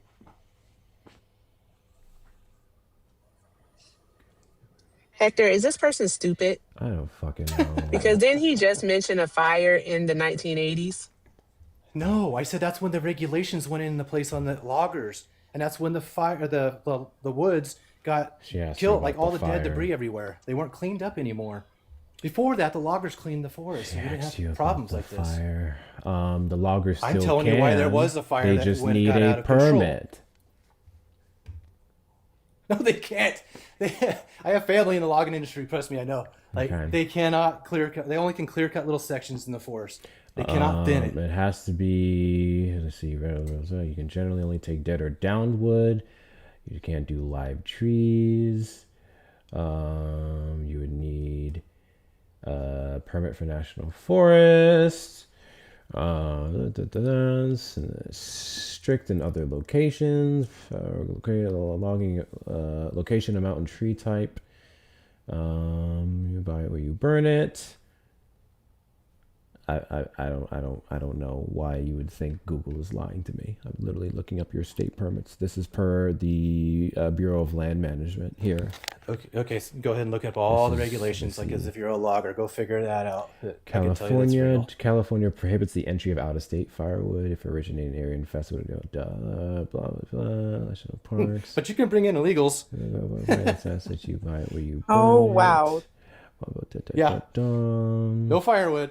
So you can bring in illegal citizens, non-citizens, I should say. Yeah, let's see. That pivot had to have broken your ankles. Yeah, prohibits the entry of pivot? out-of-state firewood if it originated in an area infested with a harmful tree pest. No shit. To protect the current firewood they have, maybe we should allow you to bring it in from places that may have an infestation. Sounds smart to me, but nice way to go disparage other people. The permit authorizes you to gather a specific amount Kinda of interesting dead now. wood There's for your like this personal invisible line between use Oregon, from any Washington, Arizona, portion but that of doesn't the keep any kind of Tacoma bugs from flying notice. across. Yeah, forest and wood product permits, visit to the forest. Can harvest special forest project in reasonable amounts for use without a permit, such as collecting firewood for use as a campsite. I see Harvesting something. more than small amounts requires a permit. In some cases, may require a contract. Everything I'm seeing here is showing that you're lying. Also, another you're not thing digging deep is enough. that he's lying, all right? Because the pro Why am I lying? logging Because- community, I'm gonna literally keep talking while you be quiet. Because Yo, the you're pro gonna call me a logging, liar. looking into this, yeah, I am calling you a liar. The pro logging Because you don't wanna believe advocates the who are facts, the into reality. it, who actually want them to be able to just basically get rid of all the trees, and use them for whatever, those people, all right, of course, they're blaming this and saying that because there wasn't heavy logging going on, that it left a bunch of trees and brush for the fire to actually create a fire bomb and boom. And that's why the Duh. fire spread into paradise. That's what they're saying. However, the That's what I people who just told you. actually study, I wish you shut the fuck up. I wish you would. I've had to listen to Hector, listen to you for the last 30 minutes, just sit here and just tell fib after fib after fib. Dude, shush up. You don't literally have to talk. Actually, yeah, I do. All right. So with that being said, I'm going to continue talking and you just stop. All right. Exercise some fucking decorum. Anywho, with that being said, the environmentalists and the scientists, those people who have degrees and actually study this, all right, say that the area between where the fire started, where the spark from the PNG box went off and actually caused this fire, all right, so between that area and Paradise, where the fire spread, the area between that had actually been cleared due to logging, even clear cutting is what it says here. All right, and because of that, Thank they you, said Boogie. that it left behind debris and brush that actually caused the fire to further escalate and spread. That's what they said. The environmentalists and the scientists say that. So I don't care what a lobbying group says. I don't care what Trump says. And I sure as hell don't care what you have to say, guests on this TikTok panel. All right. I'm going to listen to the scientists, the people who actually study this and do this shit every single day. I'm just baffled Well, as to I how live it. he can stand on this when I'm literally looking up his California codes. Title 14, Because I actually live 14, it, bro. 15 in firewood. I talking pulled about up the Bureau firewood. of Land Management. I looked up several different things here, and it shows that you can woodlog. You just can't do it on public land. Obviously, private would be a whole thing, but it's just state and federal where you would have significant limitations. This one is about dead and down wood. Also, Hector, just based off of the way that, because here's basically what he's saying. He's trying to say that, the state of California, not only did they, put heavy regulations on everything, but also the state of California controls the weather. All right, who the fuck could account for the Santa Ana winds? Who could account for that? And then also, just The logically Santa speaking, Ana winds are when down in you Southern have California, something sweetheart. when you have something that actually burns, when you have more of something to actually burn, doesn't that mean that the fire will typically slow down if you have more of it to burn? Because then it'll be able to be concentrated. So why did this fire happen to spread as it did? Could it be that when you have a cleared out field, a cleared out land, that you actually do have more fire? Is easier to spread that way? Is You it realize easier what the to do fuel what? is? Dead wood is the fuel. You have fire, you have fuel, and you have wind.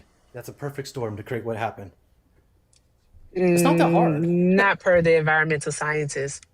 Okay. Well, we got to fire those guys if they can't figure this one out. I That is- literally lived it. They figured it out though. W's in the chat to Miss I Donna. understand that you lived it, and I believe that. I'm sorry, Hector. Go ahead. Go ahead. Finish up. I say I understand that you lived it, and it was very horrific. Working in insurance at the time, I get that part. But because you lived it does not mean that you know the ins and outs of the why it happened. Okay, Right? Unless too. next you're That's going the to thing. tell us, unless the next thing that you're going to tell us is that you're an environmental scientist. I don't have to be a scientist. I have common sense, and I could see with my own eyes and understand Sure, how things happen. Jan. Sure. Like it's not my Okay. it's not my fault that you don't want to believe something. You want to put your head in the sand and just Sure. think it's all good. I mean, that's what you're doing. Sure. I I'm was gonna really listen kind to of the hoping that scientists California. here.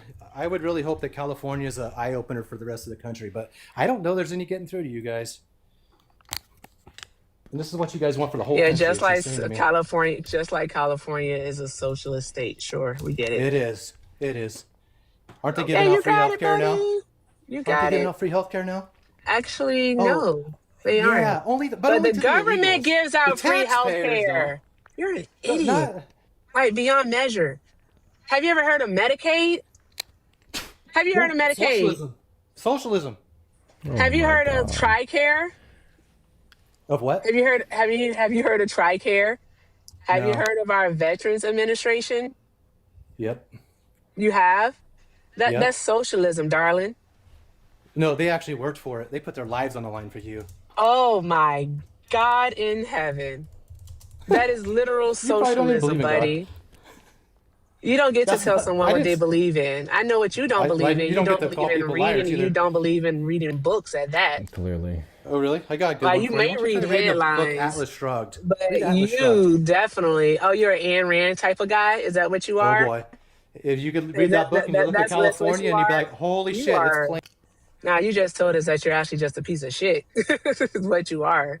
W's in the chat to Miss Donna for the $2 super chat. His nose is growing so much. Pinocchio's jealous. That part. I've exhausted that conversation far past the questions for one, and those going nowhere. I just want to point out his facts were his personal experiences that was built on beliefs that can't even be substantiated by state laws. It just became, he would say something, then it would change, and then he would rebut that, then it would change again, and then he'd throw in something else, and then he'd do this, and then he was trying to make a comparison in this district, then he somehow make it the state, as if we've ever contested that other states are obviously going to be cheaper than California. It was just... And I've spent quite a bit of time looking up all of his claims, and almost every fucking time, it was some bullshit. Like, I'm still stuck on the C39 roofing license. His issue was that it required a license. And it doesn't? No. The California does, but I'm saying he was initially saying that you couldn't. Yes, because he was saying you have to have workers' comp. And then none of the private insurers gave workers' comp for roofing companies. They don't give it for roofing companies if you're not registered as a roofing company if you didn't have the C39 license. That's why you didn't get it. So then he just didn't want to get the license. That is vastly different from saying you couldn't get it. He's just, I don't want to do the thing to get it. Like, it was just all over the fucking place. Anyways. Also about the solar stuff, he was lying there too. Because if you look into it, they say solar can save people upwards of 15% on their home, and he's saying that it wasn't worth it. The thing about solar is just what you said. You make the initial investment up front, and then after you make that investment, you see it basically pay off over time is how it works with solar. You're going to pay a penny up front, but then you're going to save some money over time, especially if it's your home and you're supposed to be there at least for, 30 years, they say, because a 30-year mortgage, blah, blah, blah. But even if you sell it, you're still going to make a pretty penny because you can sell your home for more if you have solar. Like, good grief. I was going to say, I mean, I don't know who's out here trying to convince people that solar is cheap. Solar is not fucking cheap, y'all. And then again, like I mentioned, because he didn't talk about the battery, I had to bring that up because I actually sold the fucking shit. The battery is where you're really getting the savings because you're able to store what you have. And if you don't use it, you're good versus actually having to go back to the grid, in which case then you'd still be more so affected by those fluctuations. It's he just kept bringing up. And again, I'm not even the most familiar with a lot of this shit, but some bare minimum knowledge and Googling shows how fucking wrong he was. And this is the problem with you folks. You say we're allergic to facts and you provide none. And then one last thing is that people do pay into these. It's called taxes, but I think you covered that part with him. He just doesn't know what socialism is. Yeah. I just paid $45K for my system. There's no way. I mean, I don't know what state you're in, but yeah, $45K sounds decent compared to some of the ones that I was looking at. Bruh, $45K is decent compared to some of the ones I was looking at. The entire basis of solar and saving you money is more so a long-term investment from the fluctuations and cleaner energy. That's the whole thing. Anyway, 85 got a question for me? Hello, can you hear me? Yes. Okay, perfect. I actually have a couple of questions, but did you want a palate cleanser question first? You can start with whatever you like. Perfect. In regards to historical events, is there anything in history that you don't Thank you, know Maya. enough of and you would like to learn more about? A few things. I would say history overall, to be completely honest with you. I grew up, I was homeschooled, and we did not really focus on history. A lot of what I do know about some things that happened in the past is due to my due diligence in the last year and a half and other rough references throughout my lifetime. So there's always things I can learn more about history. Oh, absolutely. Is there anything, like any topic specifically that you would think of that you would want to dig into first? One of the first things I would love to learn is more about civil rights leaders outside of Martin Luther King and MLX. Oh, that is a good topic. Because there's so many more, and there's so many women specifically that people will not reference. Even some of the most educated people I've known don't reference a lot of the women that spearheaded civil rights compared to those two men. And I'm not like negating their pull, but there's a lot of other people that we can do a bit more due diligence on. So that's something for me that I would love to learn more about. Funny enough, I did learn about Bayard Rustin January last year because I put out a video on him, and that's when I did my deep dive. Bayard Rustin is pretty good, and the reason why he's not talked about because he was gay. So there's that. That's a name I'm not familiar with. You said Bayard what? Bayard Rustin. So the 1963 march on the Capitol to get the Civil Rights Act passed the following year, that would not have been possible without Bayard Rustin. Oh. Thank you, Mama Girl, for the drum hamster. If possible, whenever you do end up digging into those topics, would you mind sharing the titles of any books that you end up reading with us? Absolutely. Yeah. Perfect. If any of the reading and stuff that I do, you guys are the first to know about it. Like, I'm usually excited about something like, hey, I found out this and I got it from this. So yes. And then eventually I actually want to get a little, whatchamacallit. Like people have like a list in their link trees and stuff of all their books they use for reference. I got to get that going for a few of them. Oh, that would be a good idea too. Yes. Another question that I actually had is, in all your conversations with the right, one thing I fail to actually understand is their obsession with deregulation. Have they ever given any specific reasons why they believe deregulation is the way to go? The basis of what I've heard of deregulation arguments, they're heavily rooted in being anti-science. that's the basis of them.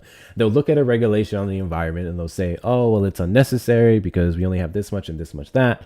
Or they'll straight up say it's conspiracy, especially if we go down the people who don't believe that climate change is real and the earth is flat.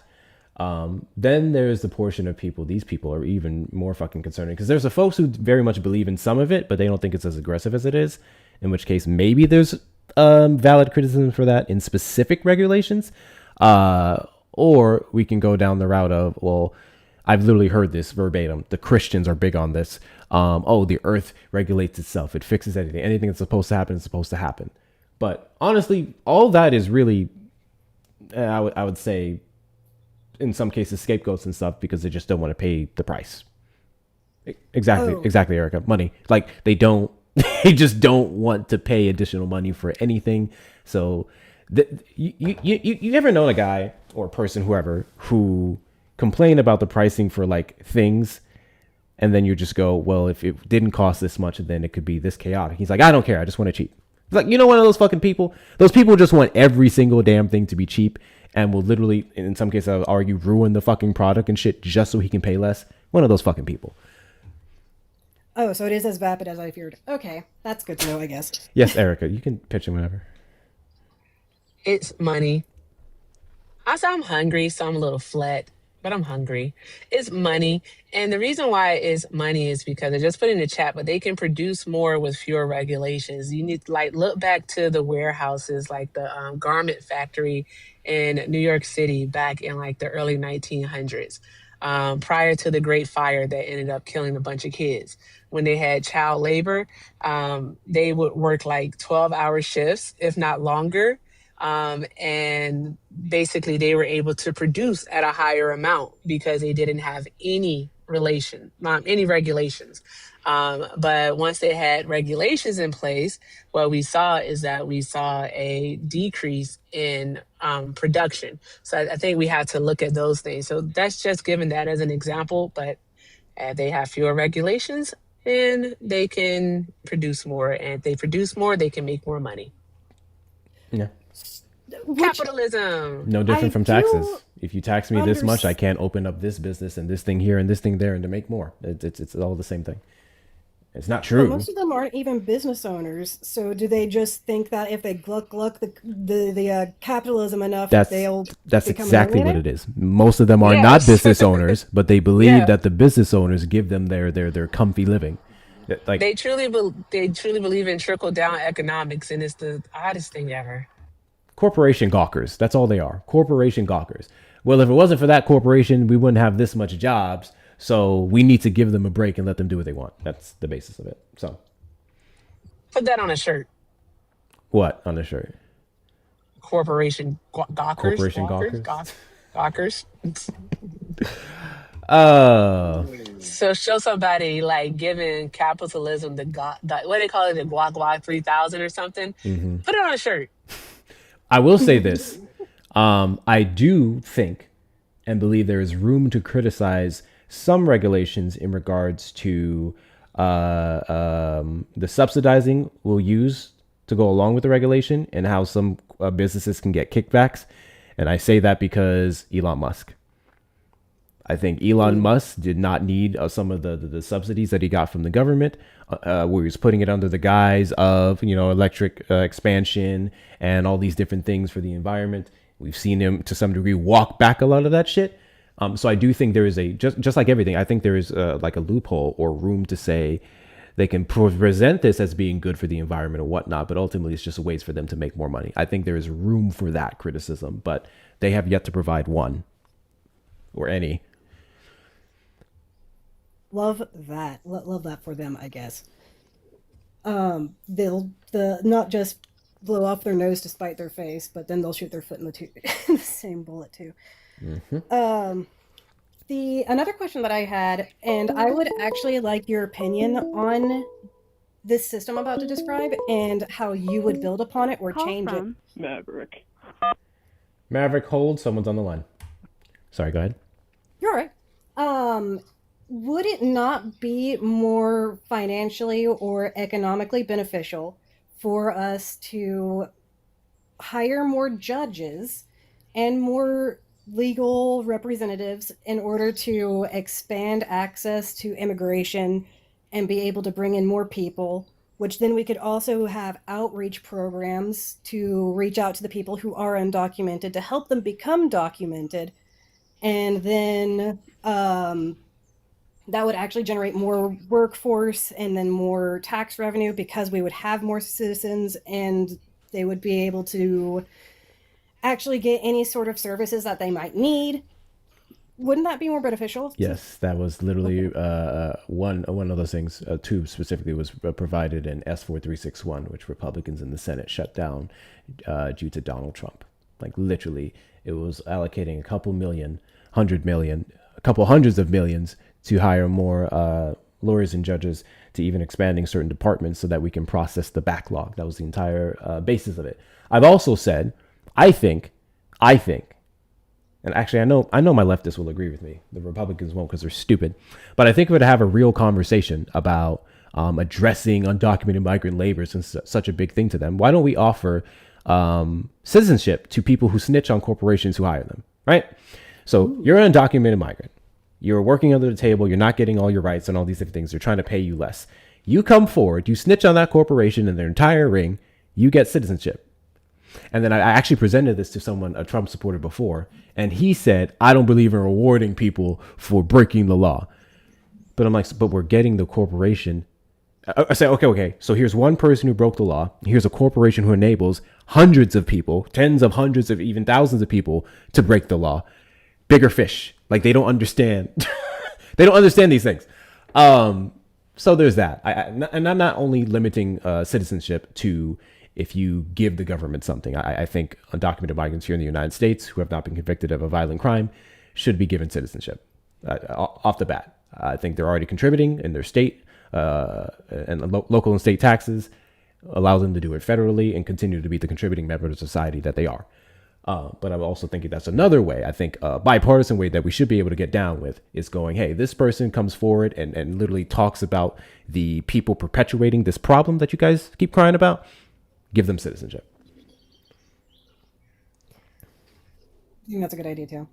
And it would also provide more jobs for already like American citizens as well, because again, more people would be able to practice in their field in regards to law.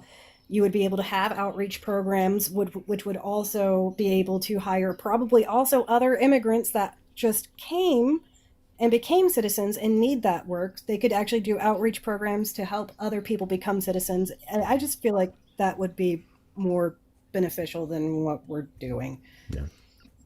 There you go. Do you have anything else?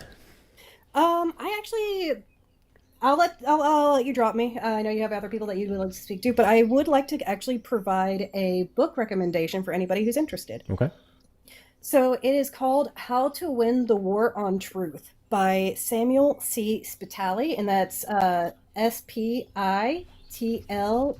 nope, A-L-E. S-P-I-T-A-L-E. And it is actually an extraordinarily engaging read. Sorry, go ahead. Sorry. It's an incredibly engaging read. It's actually very, if you read the physical book, it's kind of like a graphic novel. God bless you. So they have a lot of illustrations. Thank you, so it Gucci. makes it engaging visually. If you read the audiobook version, the person reading the book to you also makes it very fun and engaging as well. Great for adults, great for teenagers. I don't know if children necessarily would completely understand what's going on in it. Thank you, Gucci, but for the it's a lot of swan. good information. Okay, I've actually seen this before. I'm gonna go ahead and put this in my little wish list here. All right, awesome. Mehdi Hassan also has a really good book, somewhat like this. I cannot remember the name for the life of me. Give me a second. Mehdi Hassan book. Granted, this is more so for, I guess, people in my spaces and whatnot, but it's beneficial overall. Win every argument, the art of debating, persuading, and public speaking. If you guys don't know who Mehdi Hassan is, I'm sure you've seen on Jubilee. He's now running his own left platform. It's fucking incredible. So check that out as well. But anyway, I appreciate you coming up, and thank you for asking your questions and answering them and all those good things. And you enjoy the rest of your night. Thank you. You as well. I'll be listening. No problem. Have a good night. Sorry, guys. We had a lot of people in the request, and I'm doing a terrible job of getting to them. We may have to limit the questions in some situations, but we could guys just have patience. So y'all ain't got shit else to do. What's your name here? Mama Girl. Got a question for me? I do, and I also have a statement about the California guy. Yes. Can you? Sorry. Give me 1 second. Debbie's in the chat to Miss Donna for the $5 super chat. Please give it to Erica. Damn it, Miss Donna. I have the links for that. I got you though. Hold on. This guy's calling back. Technically, he did come first. Hold on. Call from Maverick. I feel like this is a to troll. accept, press. Maverick, you're on the line. Got a question for me? Oh, you remember me? I called in like a week ago. No, I don't. Talk to a lot of people. Basically, you told me to obtain like a personality and whatnot. How you doing on that? And, huh? How you doing on that? I'm doing actually very great, man. You really changed it around for me. I'm a big weightlifter, and I've been lifting for about since like middle school, really. And I really for the past 3 months, I plateaued at 315 on my bench. But this week, I've upped that, and I just really been. Do you think weightlifting? Weightlifting doesn't give you a personality. I mean that's good for you to do.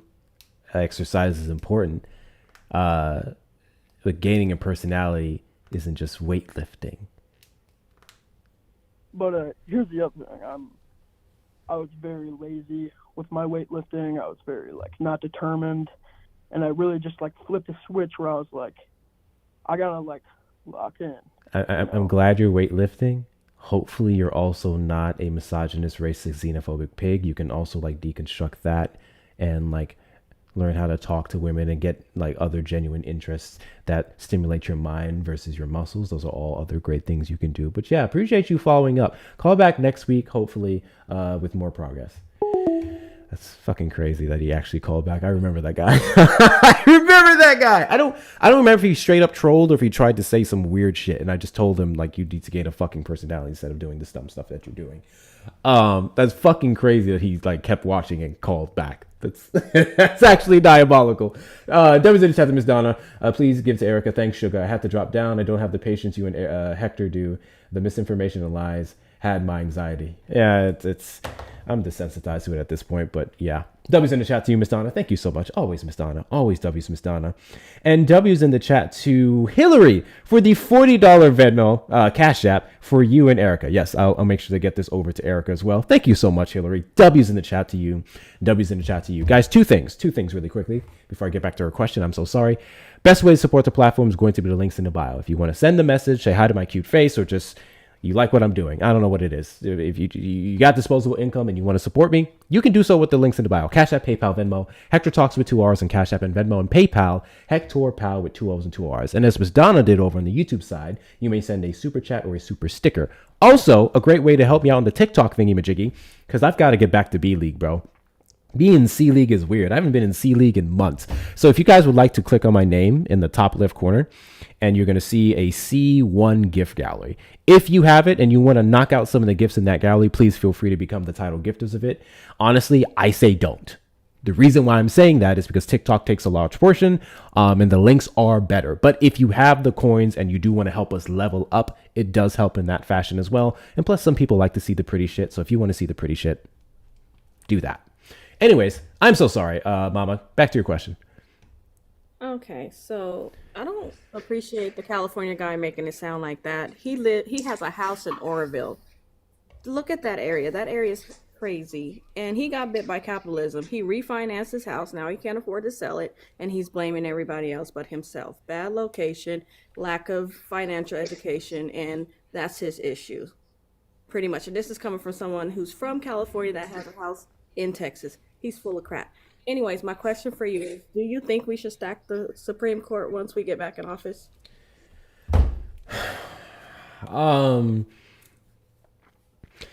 Would I like to? Yes.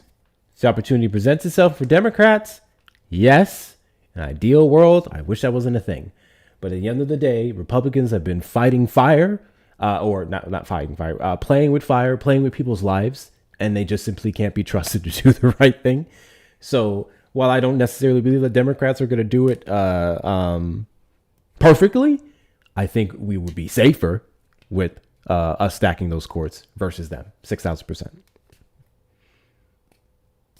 Okay, and do you think that if we did get the opportunity to stack the courts, would the Republicans just turn around and do the exact same thing, and it just be? Oh, for sure, they absolutely would, absolutely would. Yeah, okay. They're begging for it. So how do we get out of this mess that we have with the current sitting justices? We can't. It's we can't. Not unless they're convicted of anything that would take them away. They from gotta that die. Seat. It's lifetime appointment, and they would literally have to die. Well, they don't seem to be doing that. Not within the next 20, 30 years. Maybe one of them got 15, 20. So likely retire, but if they retire during this administration, during a Republican admin, then you're just going to get another Republican Thank you, Ms. to Donna. replace them. Yeah. That's the thing. So very little we can do in that department. We can just kind of hope and pray a lot more of them have more common sense than the president, which we've seen it to some degree. At this point, and I don't know, maybe this is anti-black of me. Isn't our like most concerning fucking Supreme Court Justice Clarence Thomas at this point? That man is stupid. Maybe I've just been paying more attention to him than the other conservative ones, but Clarence Thomas specifically is fucking stupid. He came out recently and made a statement about how progressivism is a disease or whatnot. And I know this because a Trump supporter brought it to my attention on the panel, asking my opinion on it, as if I was supposed to go, oh, I think he's right. But I did some due diligence afterwards, and I was looking at what he was specifically talking about, how he substantiated that. Because, my big thing is if you're going to say something, prove it. And he just said it. And that's one of my big issues with the right and its fucking supporters, is that so long as a thing that their talking heads say feels good here, they don't care if it's true or not. They can say literally whatever they want. no matter how asinine, how fucking ridiculous, or anything it is, if it feels good here to them, if they believe the same thing, they'll run with it. They'll vote on it. They'll fucking kill people for it. It doesn't make any sense. But the thing about Clarence Thomas, though, is for him to think that about progressivism is that he benefited greatly from it. Like, in order for him to get into Yale, all right, he needed affirmative action, unfortunately, because Yale wasn't going to let a Black student into their university. They weren't really thinking about Black students. But guess what? Because of affirmative action, he had to use it. And it was allowed him to be in that school where he was able, based off of his pure skill and intellect, because he's not Clarence Thomas, for all the bad things that he is an intelligent man, right? But for him to say something of that nature, yikes. He pretty much, like, as soon as this dude like graduated, because Clarence Thomas used to be like super like pro-Black, right? Yep. Yeah. But it's like, I don't know, once he got out of law school, it's like he kicked the ladder and was like, fuck y'all niggas. He was like, don't trust them new niggas over there. I'm not like them. And that's he's been like that ever since. He's weird. Yeah.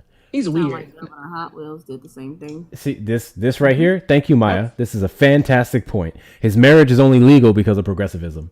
That part, Maya. Also, shout out to Maya for the $3.50 because she was about to throw her phone at California guy. Thank you. Also, thank you, Mama Donna, and thank you, Hillary. I appreciate y'all. WCL, thank y'all so much. But yeah, any other questions? No, that was it. Thank you. I appreciate y'all both. All right, thank you so much. Appreciate you coming up. All right, we are going to wrap it up in a bit here. 14 minutes.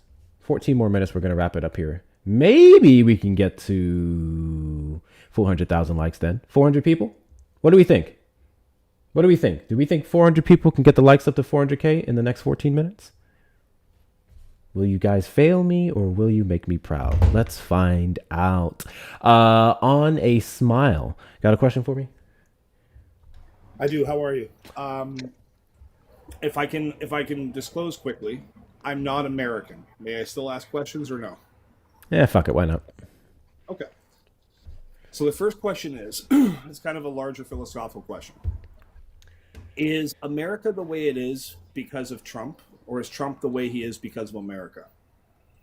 The latter. I would say the latter, but then still it's one of those things where a person like Trump, I personally believe a person like Trump thrives best here in the US because of its corruption and whatnot. But I think he's ultimately a piece of shit because of his family. But I get what you're saying. Yeah, I get what your point is in terms of Trump didn't ruin this country, guys. Let me make that super duper clear. Is he like ruining it? Is he participating in that ruin and that moral decline, all those things? Yes, I believe all those things. But America was shit beforehand. We were just less shitty, in my opinion. Okay, I have opinions, but is it? I know it's not a debate. I disagree with you, Hector. Fair. May I ask? Is it okay? Like I have opinions, but if I know it's not a debate. But if I can ask another question, if that's okay. So the reason I'm asking that question before was, how much of the issues that come from America are not inherent to culture, but are actually a symptom of your system?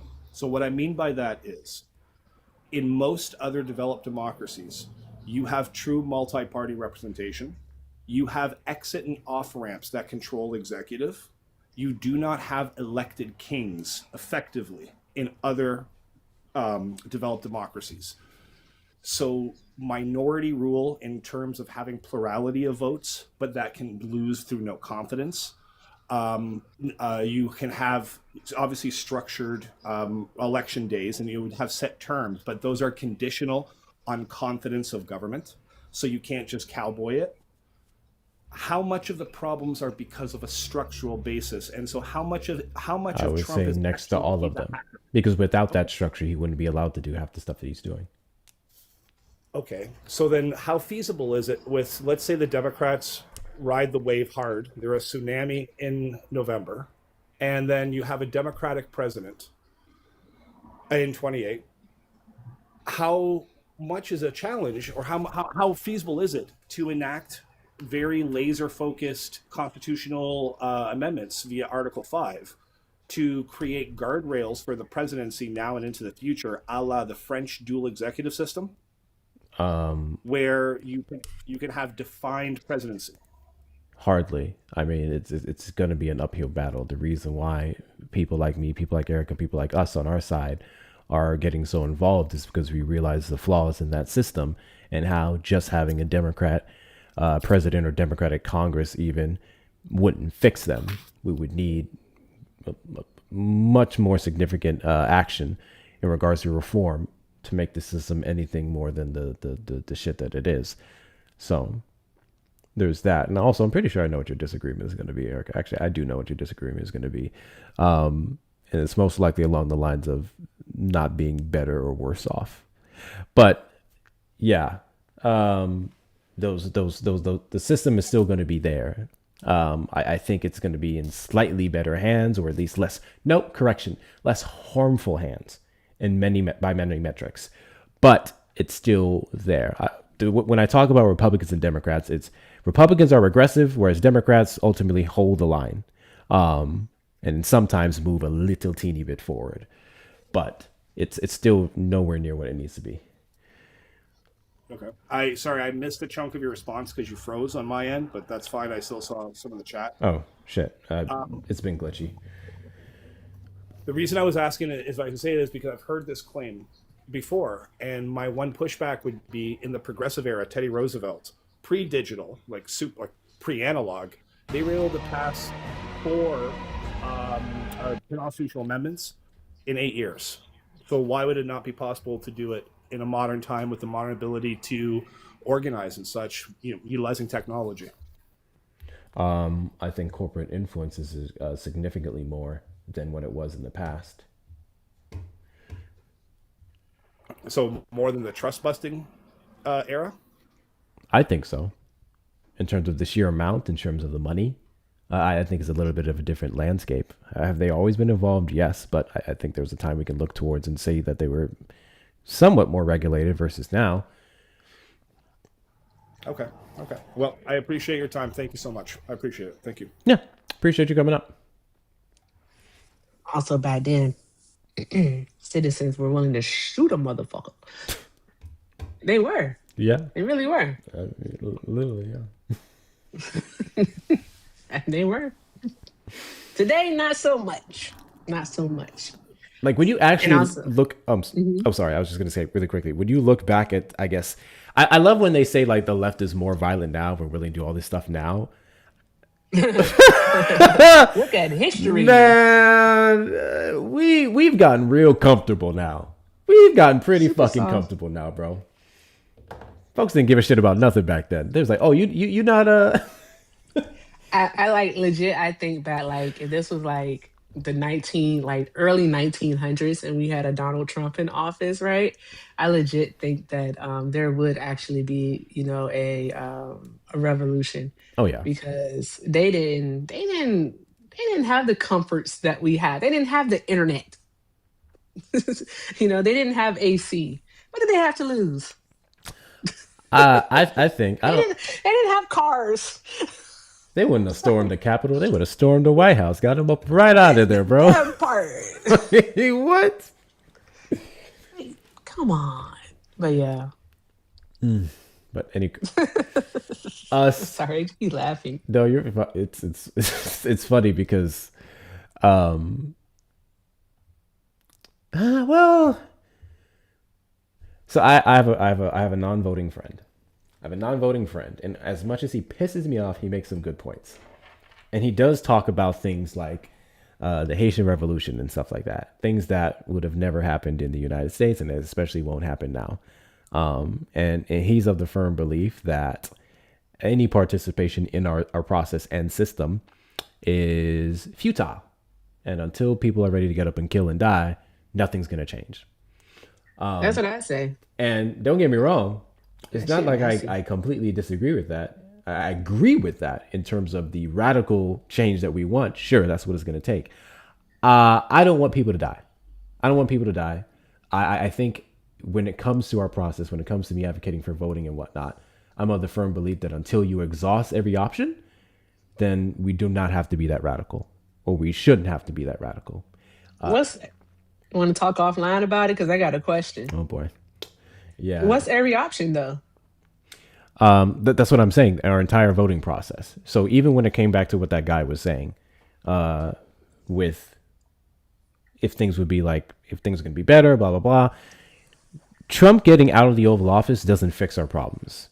Getting a Democrat in there doesn't fix our problems. I can point to any single one in the party, even the DSA members, that won't fix our problems. How did I get a harassment and bullying flag? It was me on it. I said it was me on it. It wasn't on a person. It just flagged alive. Oh, well, we're ending in a few.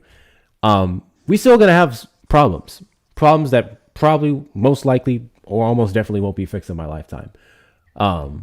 But I just feel like there's more that can be done in our process. And I'm ultimately always going to go for the way that doesn't end up with a bunch of us dead, especially considering that Black and brown folks will be impacted by it the most. So he asked a question about Article 5, and basically like if there was a blue tsunami and then also a Democratic candidate selected in 2028 as the president, right? And how hard would it be for them to actually input progressive legislation? I don't think it would be hard. It would just be on them to actually do it, to utilize the system pretty much to their advantage, right? Because if you look at it, if they have, this is in the dream world, they have a Democratic president and they also have a, what do you call it? They also have a supermajority in both the Senate and in the House. Then what are they going to do? What are they going to do?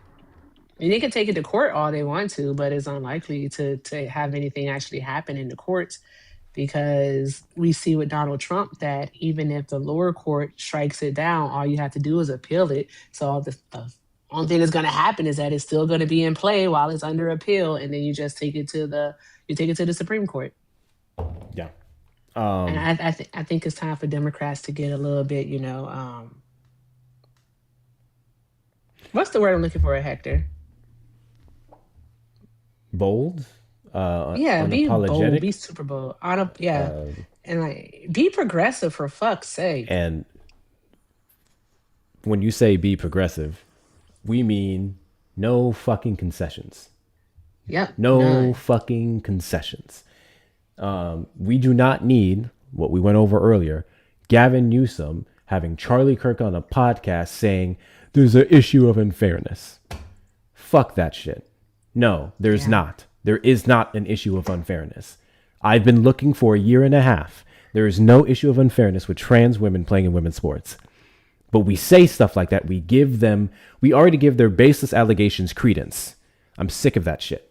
We need to tell them that they're fucking stupid, they're fucking crazy, to get on the train of reality, of factual information, or we don't care. Tired of all the concessions. Shout out to my girl Gucci. Shout out to the Gooch. Gooch just ordered from the EricaEffect.com. Love you, Gooch. W Gooch. Last call. For alcohol. No matter what side of the political spectrum that you are on, if you have a question for me, you may request up in the box or call the number on screen over on the YouTube side, 737-295-5321. And big W's in the chat. Big W's in the chat to, hold on, Mama Girl for the $30 Venmo, 15 for Erica, because we appreciate you. Keep doing all the things. And listen, I know we friends, but y'all can just send us directly to her links, but I got you. Thank you so much, Mama Girl. W's in the chat to you. W's in the chat to you. Thank you, love. But also to your point, Erica, a lot of the things that we haven't seen happen is not necessarily because it can't or anything like that, but because Democrats haven't even really put it forward. And then I guess some of the attempts that we've had didn't have enough support, didn't get out the committee. You'd be surprised to see how many things we can criticize or think need change, and there actually has been a bill for it. We just don't have the numbers. There are too many old fucking Democrats that are cool with the 60, 70 ways of doing things versus getting with the times. Yep. And you know what? I think is it's going to be something to see, because I do think There will be a blue wave coming up in the midterms and then a Democratic president, because I have a feeling that they're going to turn on Trump after the midterms. That's just, in the fanfic that I've been writing. But with that with that being said, this is really going to be the time for the Democratic Party to actually show up and show out. Because if they do that thing where they have control of it all, like true control of it all, and they don't push through any type of progressive legislation, then that saying two wings of the same bird shit, how are you going to argue against that? Can't argue I against can't. that. I won't. This may be a Yeah, I vastly won't different either. I'm platform like, after. yeah, exactly. Like, you're right. So we have to see what it is that they do. And someone mentioned that the California debate, the governor's debate, is tonight. Oh That's shit, interesting. that would be a good stream. Too bad I'm sick of y'all. I'm just kidding. What time is He's this? telling the truth. When I sit in this chair and I do my time, bro, I know y'all don't see me like late night hopping and all that stuff. The more I do this, the more I'm just like because basically when I'm live, I clock in, and then when I'm out, I'm out. Really? Yeah, I'm like, Not me, bro. Like, shit, I'll end, and then guess what I'll go do? Find me a panel. Yeah. I'm gonna hang out. Like, I'm gonna hang out with Matt or Joey Swan. Who live? Let me go see. I haven't done MAGA hunting in a minute. I wanted to do it tonight, but I changed my mind. I'm not mentally. I'm not there. I gotta be. I think I do it Friday. Let's see. What time is this debate? How are you a keyboard? Oh, how nice am I feeling? Should I stream this? I feel do we know any Californians that would probably stream How many this? people in I can go support them. I don't know any Californians. I know a bunch of Texans. That is crazy. Everybody I know knows a bunch of Texans. Oh, let's see. Hold on. Oh, I did not see these two people in the request. So sorry. I ain't gonna hold you. I just really don't feel like putting my darn going contact back in. I do not blame you. Oh. Angry Johnny, got a question for me? No. Is he okay? Miss Aura got a question for me? I sure do. Yes. First of all, thank you guys so much for all the information, both you and Erica. I learned something yesterday. I have a cousin who is a senior citizen that lives in Memphis, and he gets one of those food cards with his medical. But the only problem is that he can only use it in two places. One is Walmart and the other is Kroger. Has anybody else heard anything about that? What state is he in? Tennessee. Tennessee? Okay. And you said he only can use it at Walmart or Kroger? Yes. And it's not an EBT card? Well, I guess it's an EBT card of sorts, but it's connected to his medical. Is his medical private insurance or is it No, the it's state? Medicare with it's actually Medicare, but he has what do you call it? With the other parts associated with it. I can't think of the name of it right now. Drawn a blank. Is it It's a flex card. It's not a flex card. It's a flex card or the OTC/food benefit, and That's it it. can be It's used. the food benefit. Yeah, so he can buy healthy foods for it and over-the-counter items that are accepted. This isn't just something that's in Tennessee. But it's available in other states. It's a Medicare Advantage? The only thing Yeah. that I was concerned about is the fact that you can only use it at two places. Well, they're part of the program, though. That's why. Yeah, but that would have to be a It very specific program because most of them have more options than just those two. I'm wondering if that also has Okay. to do with his location. Is Walmart the only two major ones and everything else is local? In which case they're not under the qualified program. Because that could be another option. Because there's plenty Oh. cities or areas where literally your only two major grocery stores would be those two. Those are recognizable, where everything else is more mom and pop, in which case they would have to work that out. But with the not in government. Memphis. That's Oh yeah, not you the said case. Memphis. Memphis, yes. Okay, so is this maybe I missed something? Is this a state issued thing? Thank you, Shauna, for the No, it's banana issued thing. by Medicare, his Medicare expansion. Is it state Medicare? No. Is he sure? Is that all he thinks he can use it at? Because if you look at it, they have other stores that they can use it at. You know what? He actually works in a grocery store part-time. He can't even use it there. I work in Tennessee, so I've got a little bit of information on it. It is a Medicare Part C program, That's what I was looking at. Medicare Advantage Part C program, and there are restrictions to what stores they can use because those are participating stores in the program.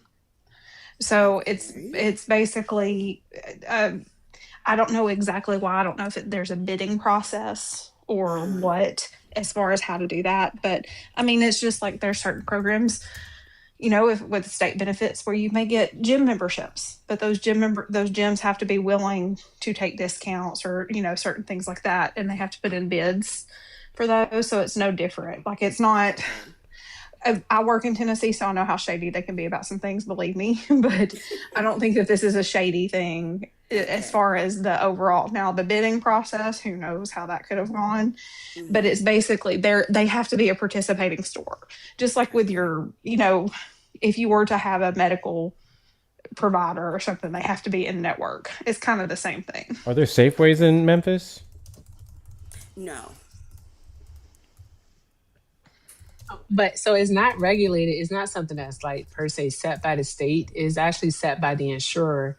So he would first want to see who his insurer is, and then he want to take his information, and he can log into their website and he can search for the eligible stores that he can go to. So it's possible that he only knows of Kroger and Walmart, but he possibly can use it at other stores. He just has to find a list, or he can call his provider and find out. So call the insurer and get that information.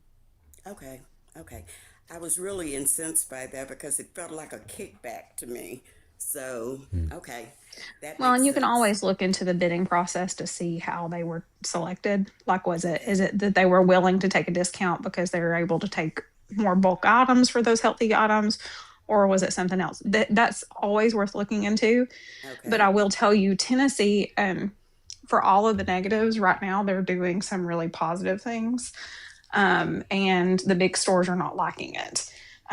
For example, one of the things, and I'll be really quick with this because I need to drop out anyway.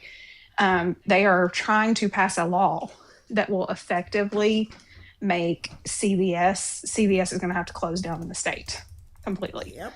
And I don't know how much you guys know about this, but basically they're trying to make it to where if you run a pharmacy program like through insurers, you cannot have a physical store. And CVS does have a pharmacy program. And they would either have to divest of that or separate because there's a lot of shadiness. You know, like you're selling the product that you're also insuring. And so there's a lot of shadiness with that. And they're trying to put a stop to that. And for all the negatives in Tennessee, that's a good thing. So I'm not going to say that it's impossible that there's no kickback program with I don't know if it's through the government that he's chosen the Part C program or through a specific private insurer. But I mean, it just depends on the process and that sort of thing. It's always worth looking into. Okay. Thank you so much for the information. I have one last question for Hector and Erica. Okay.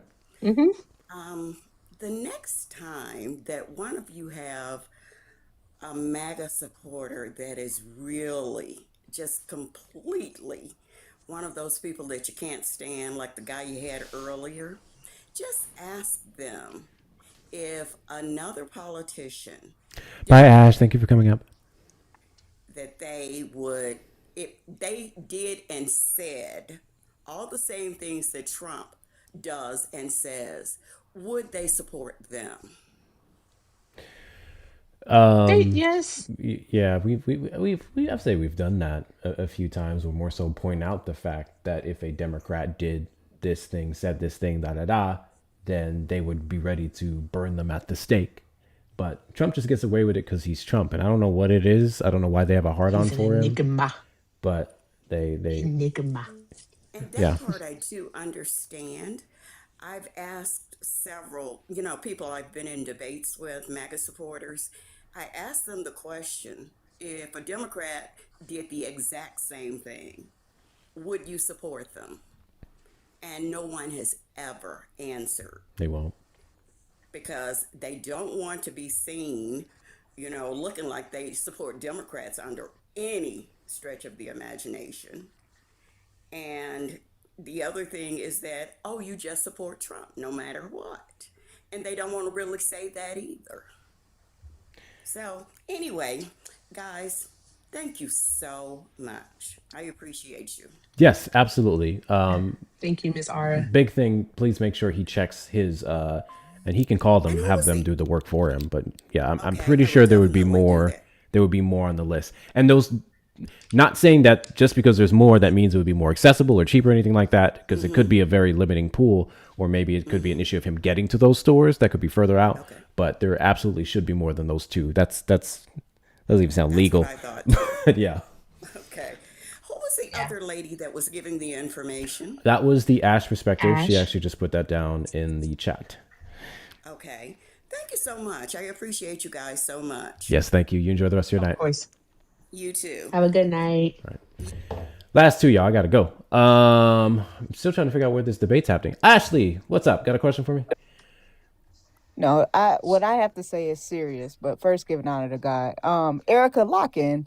Hector, you lock in as well. Hold on, Erica. Go on mute or whatever. I don't care. Do whatever you want. I want you to know, Hector, I did 6 billion taps, okay? And I'm exhausted, and I just want the chat to understand how I'm feeling in this situation. I don't necessarily have a question. I just feel like you guys needed to know, okay? That's too many taps for one woman. I'm just one woman, Hector. Erica, I'm just one person. I can talk now? Yeah, go ahead. Cause I was like, when she come around, I don't be saying nothing. But as soon as she leave, I be talking again. I knew it. I knew it. Okay. I knew it. And that's all I had because I'm very distraught about this. I've tried to get us to 400K all by myself. Listen, man. All by herself. And I just Y'all can't need do to help no more. Ashley out. I can't Help do no her more. out. We're not going to make it Them there, taps guys. ain't moving. We're not going to make it. And that's all I have to say. I'm going to drop myself.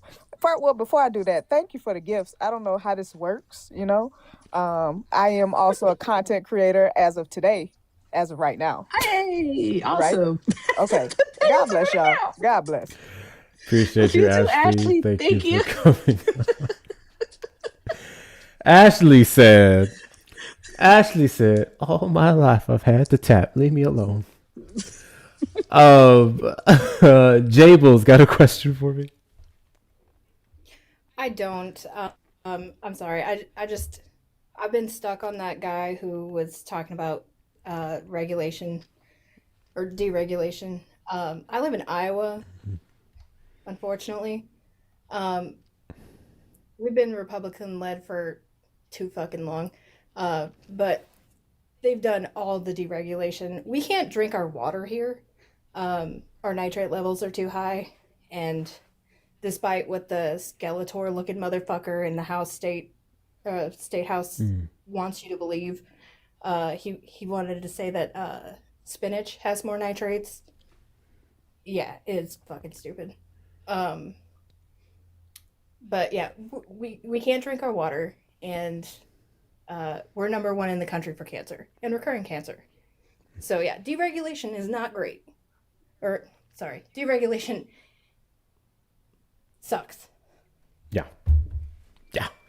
A lot of us do not understand some of the progress that we've made in regards to health and otherwise is because of some of these regulations. And if we're to talk about regulations, I have no problem regulating the fuck out of these corporations that are using all these detrimental additives and stuff and preservations for food.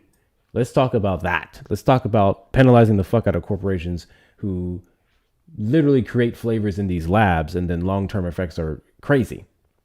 That we can talk about. But when it comes to our air, when it comes to our water quality, when it comes to things that we do to fight like foodborne, like salmonella, all that, no, absolutely not. I'm good with our food is already unhealthy enough. Why the fuck would we want to make it worse? Our air is already not great enough. Exactly. Why would we want to make it worse? It's ridiculous. But anyways, got you very much. Thank you so much for coming. That's all up. I had. You guys are great. No problem. You enjoy the rest of your night. Since we're right at 400K, and it only took us going 14 minutes over to get there, just get to 400K, okay? Free me. Also, because I don't know what name this is, so I won't say it. But I'll just say your initials. UA, thank you so much for your purchase. Thank you so much for your purchase off of the shop. Guys, I do sell merch. You see some of it before you. Obviously, there's a Make 2 + 2 = 4 again line, also available in shorts. The shorts is actually right there. Hoodies, sweatshirts, pajamas? No, pajamas for the comma would never line. Never mind. Anyway, a couple of different things for the Make 2 + 2 = 4 again line. I'm also wearing the Ten Commandments one, which I'm probably going to get rid of. This one's not doing as well as the others, so I may get rid of that one. And then I just put out the New Testament line, so we're doing that. Anyways, go to the shop. Go to the shop and get yourself some merch. If you're like me, you like to be a loud lib, loud left, loud progressive person in your clothing, you can get yourself some cool stuff off of there. If you use the discount code, we all win, and I put it in the chat, you will get 10% off your order, and any order above 30%, you can, any order above 100, you get 25% off automatically. So get yourself some stuff off of there if you would like. Appreciate your purchase, UA. There's one more in here, but we hit our likes, and I don't know if some people know how to make shit quick sometimes. Who can we raid? I think we'll be doing the same topic tomorrow. I'm not gonna lie, guys. I'm kind of somewhat enjoying this topic right now because it's just a bit more chill. It's a bit more chill, and I can appreciate that chillness. Levito is live. I don't know why you keep bringing up that man's name over here. It's funny. Ari or Jaden? Jaden is live. Let's see. Brett's live. I feel like I know who this is, but I don't know who that is. I can't say their name. I don't know who they are. Like that. I'm biased here. Let's do Ari. Ari's live? Ari's live, yeah. Ari is live. There go the mermaid. Yep, Ari's live. So let me do this. Put a 1 in the chat if you know Ari. Put a 2 in the chat if you don't. Hey, is Ari about to go off though? I have no idea. Put a 1 in the chat if you know Ari. Put a 2 in the chat if you don't. She's ending? Someone said she's ending? Okay, never mind. Shit. I might go. Someone asked me. I may go live, but if I go live, it might just be on YouTube. Who do Brett? I don't know if I feel like doing TikTok tonight. Yeah, Jaden can always use you. Let me tell you something about Jaden. Jaden is fucking awesome. An extremely intelligent person. Like, Jaden is fucking brilliant. And he, like many other creators, we're all going through it, but Jaden specifically has been hoed by this fucking algorithm. Absolutely hoed. He has 252 people in there right now. I'm telling you, on his average day, he couldn't get over 100. If you guys remember some of his lives before and everything else, Jaden was one of those people. He had hundreds of people. But yeah, the algorithm has just been doing very weird things to some of us. Hey, look at me right now. We got up to 400. I'm going live on TikTok. Just because my head mod said good is after 9 o'clock. I feel like she wants to work some more. She does. She works so hard. I think she wants to work some more. I'll let y'all. So yeah. Let y'all sort that out. We're gonna raid Jaden. Ari said raid her and then she'll wait, then redirect. Well, that would be on YouTube. I can raid her on YouTube because Jaden does have a YouTube. She does redirect now? I can. She got to open it up to more people. Let me do. Yeah, I'll set it up to rate her over here on the YouTube. Did side. you all know that there's different types of slime? Like, it's not all just like slime. Like, there's clear slime, then there's like the moon stuff, and I can't remember what it is that I got. There's different types of slime. She's not live on It's YouTube. pretty cool. It's awesome. It's not pulling up. No, I did not BBN know. slime. There's but that's called kinetic sand. I like kinetic sand. I can't find her stream. I went to a slime like museum. It wasn't a museum or experience. It was an experience. It was fun. Hold on a When second. we were in Houston. I hid John slime from him. Living in the patriarchal with that statement. Fuck if I. He has long enough hair. We can. I don't know what to do. He's gonna rate Jaden. Well, fuck. Well, Uh-oh, she's that's talking fine, shit. actually. Let you talk. I'm right here. I'm in the request on my Rate backup. Jaden. I have your number blocked. Oh, hi. Good. That means he deserved it. Hi, Hector. Are you actually rating my back? Like, are you rating me on TikTok? Because I want to make sure Mia gets some followers over here. Oh, let's get Mia some followers. I love Mia. I'm not paying attention to the guest box. Hello. Someone just told me you're ending. That's why I was saying we can rate Jaden. Oh no, that's fine. I was like, if I was saying like if you sent them over here, I was gonna redirect them. But also I wanted to make sure Mia got some followers. But that's okay. Kinetic sand is very satisfying.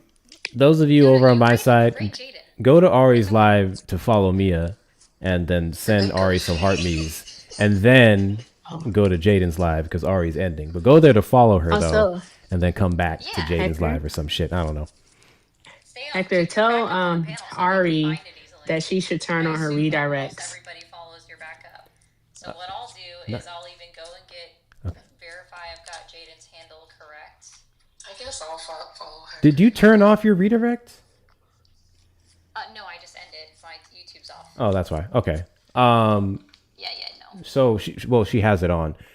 Give Erica access, please. She should have it. Oh. I have her added in there. Okay, you're in there, Erica. All right, bye. Bet. All right. Actually, you're not the boss of me. If you guys want to, I am probably gonna go live later though.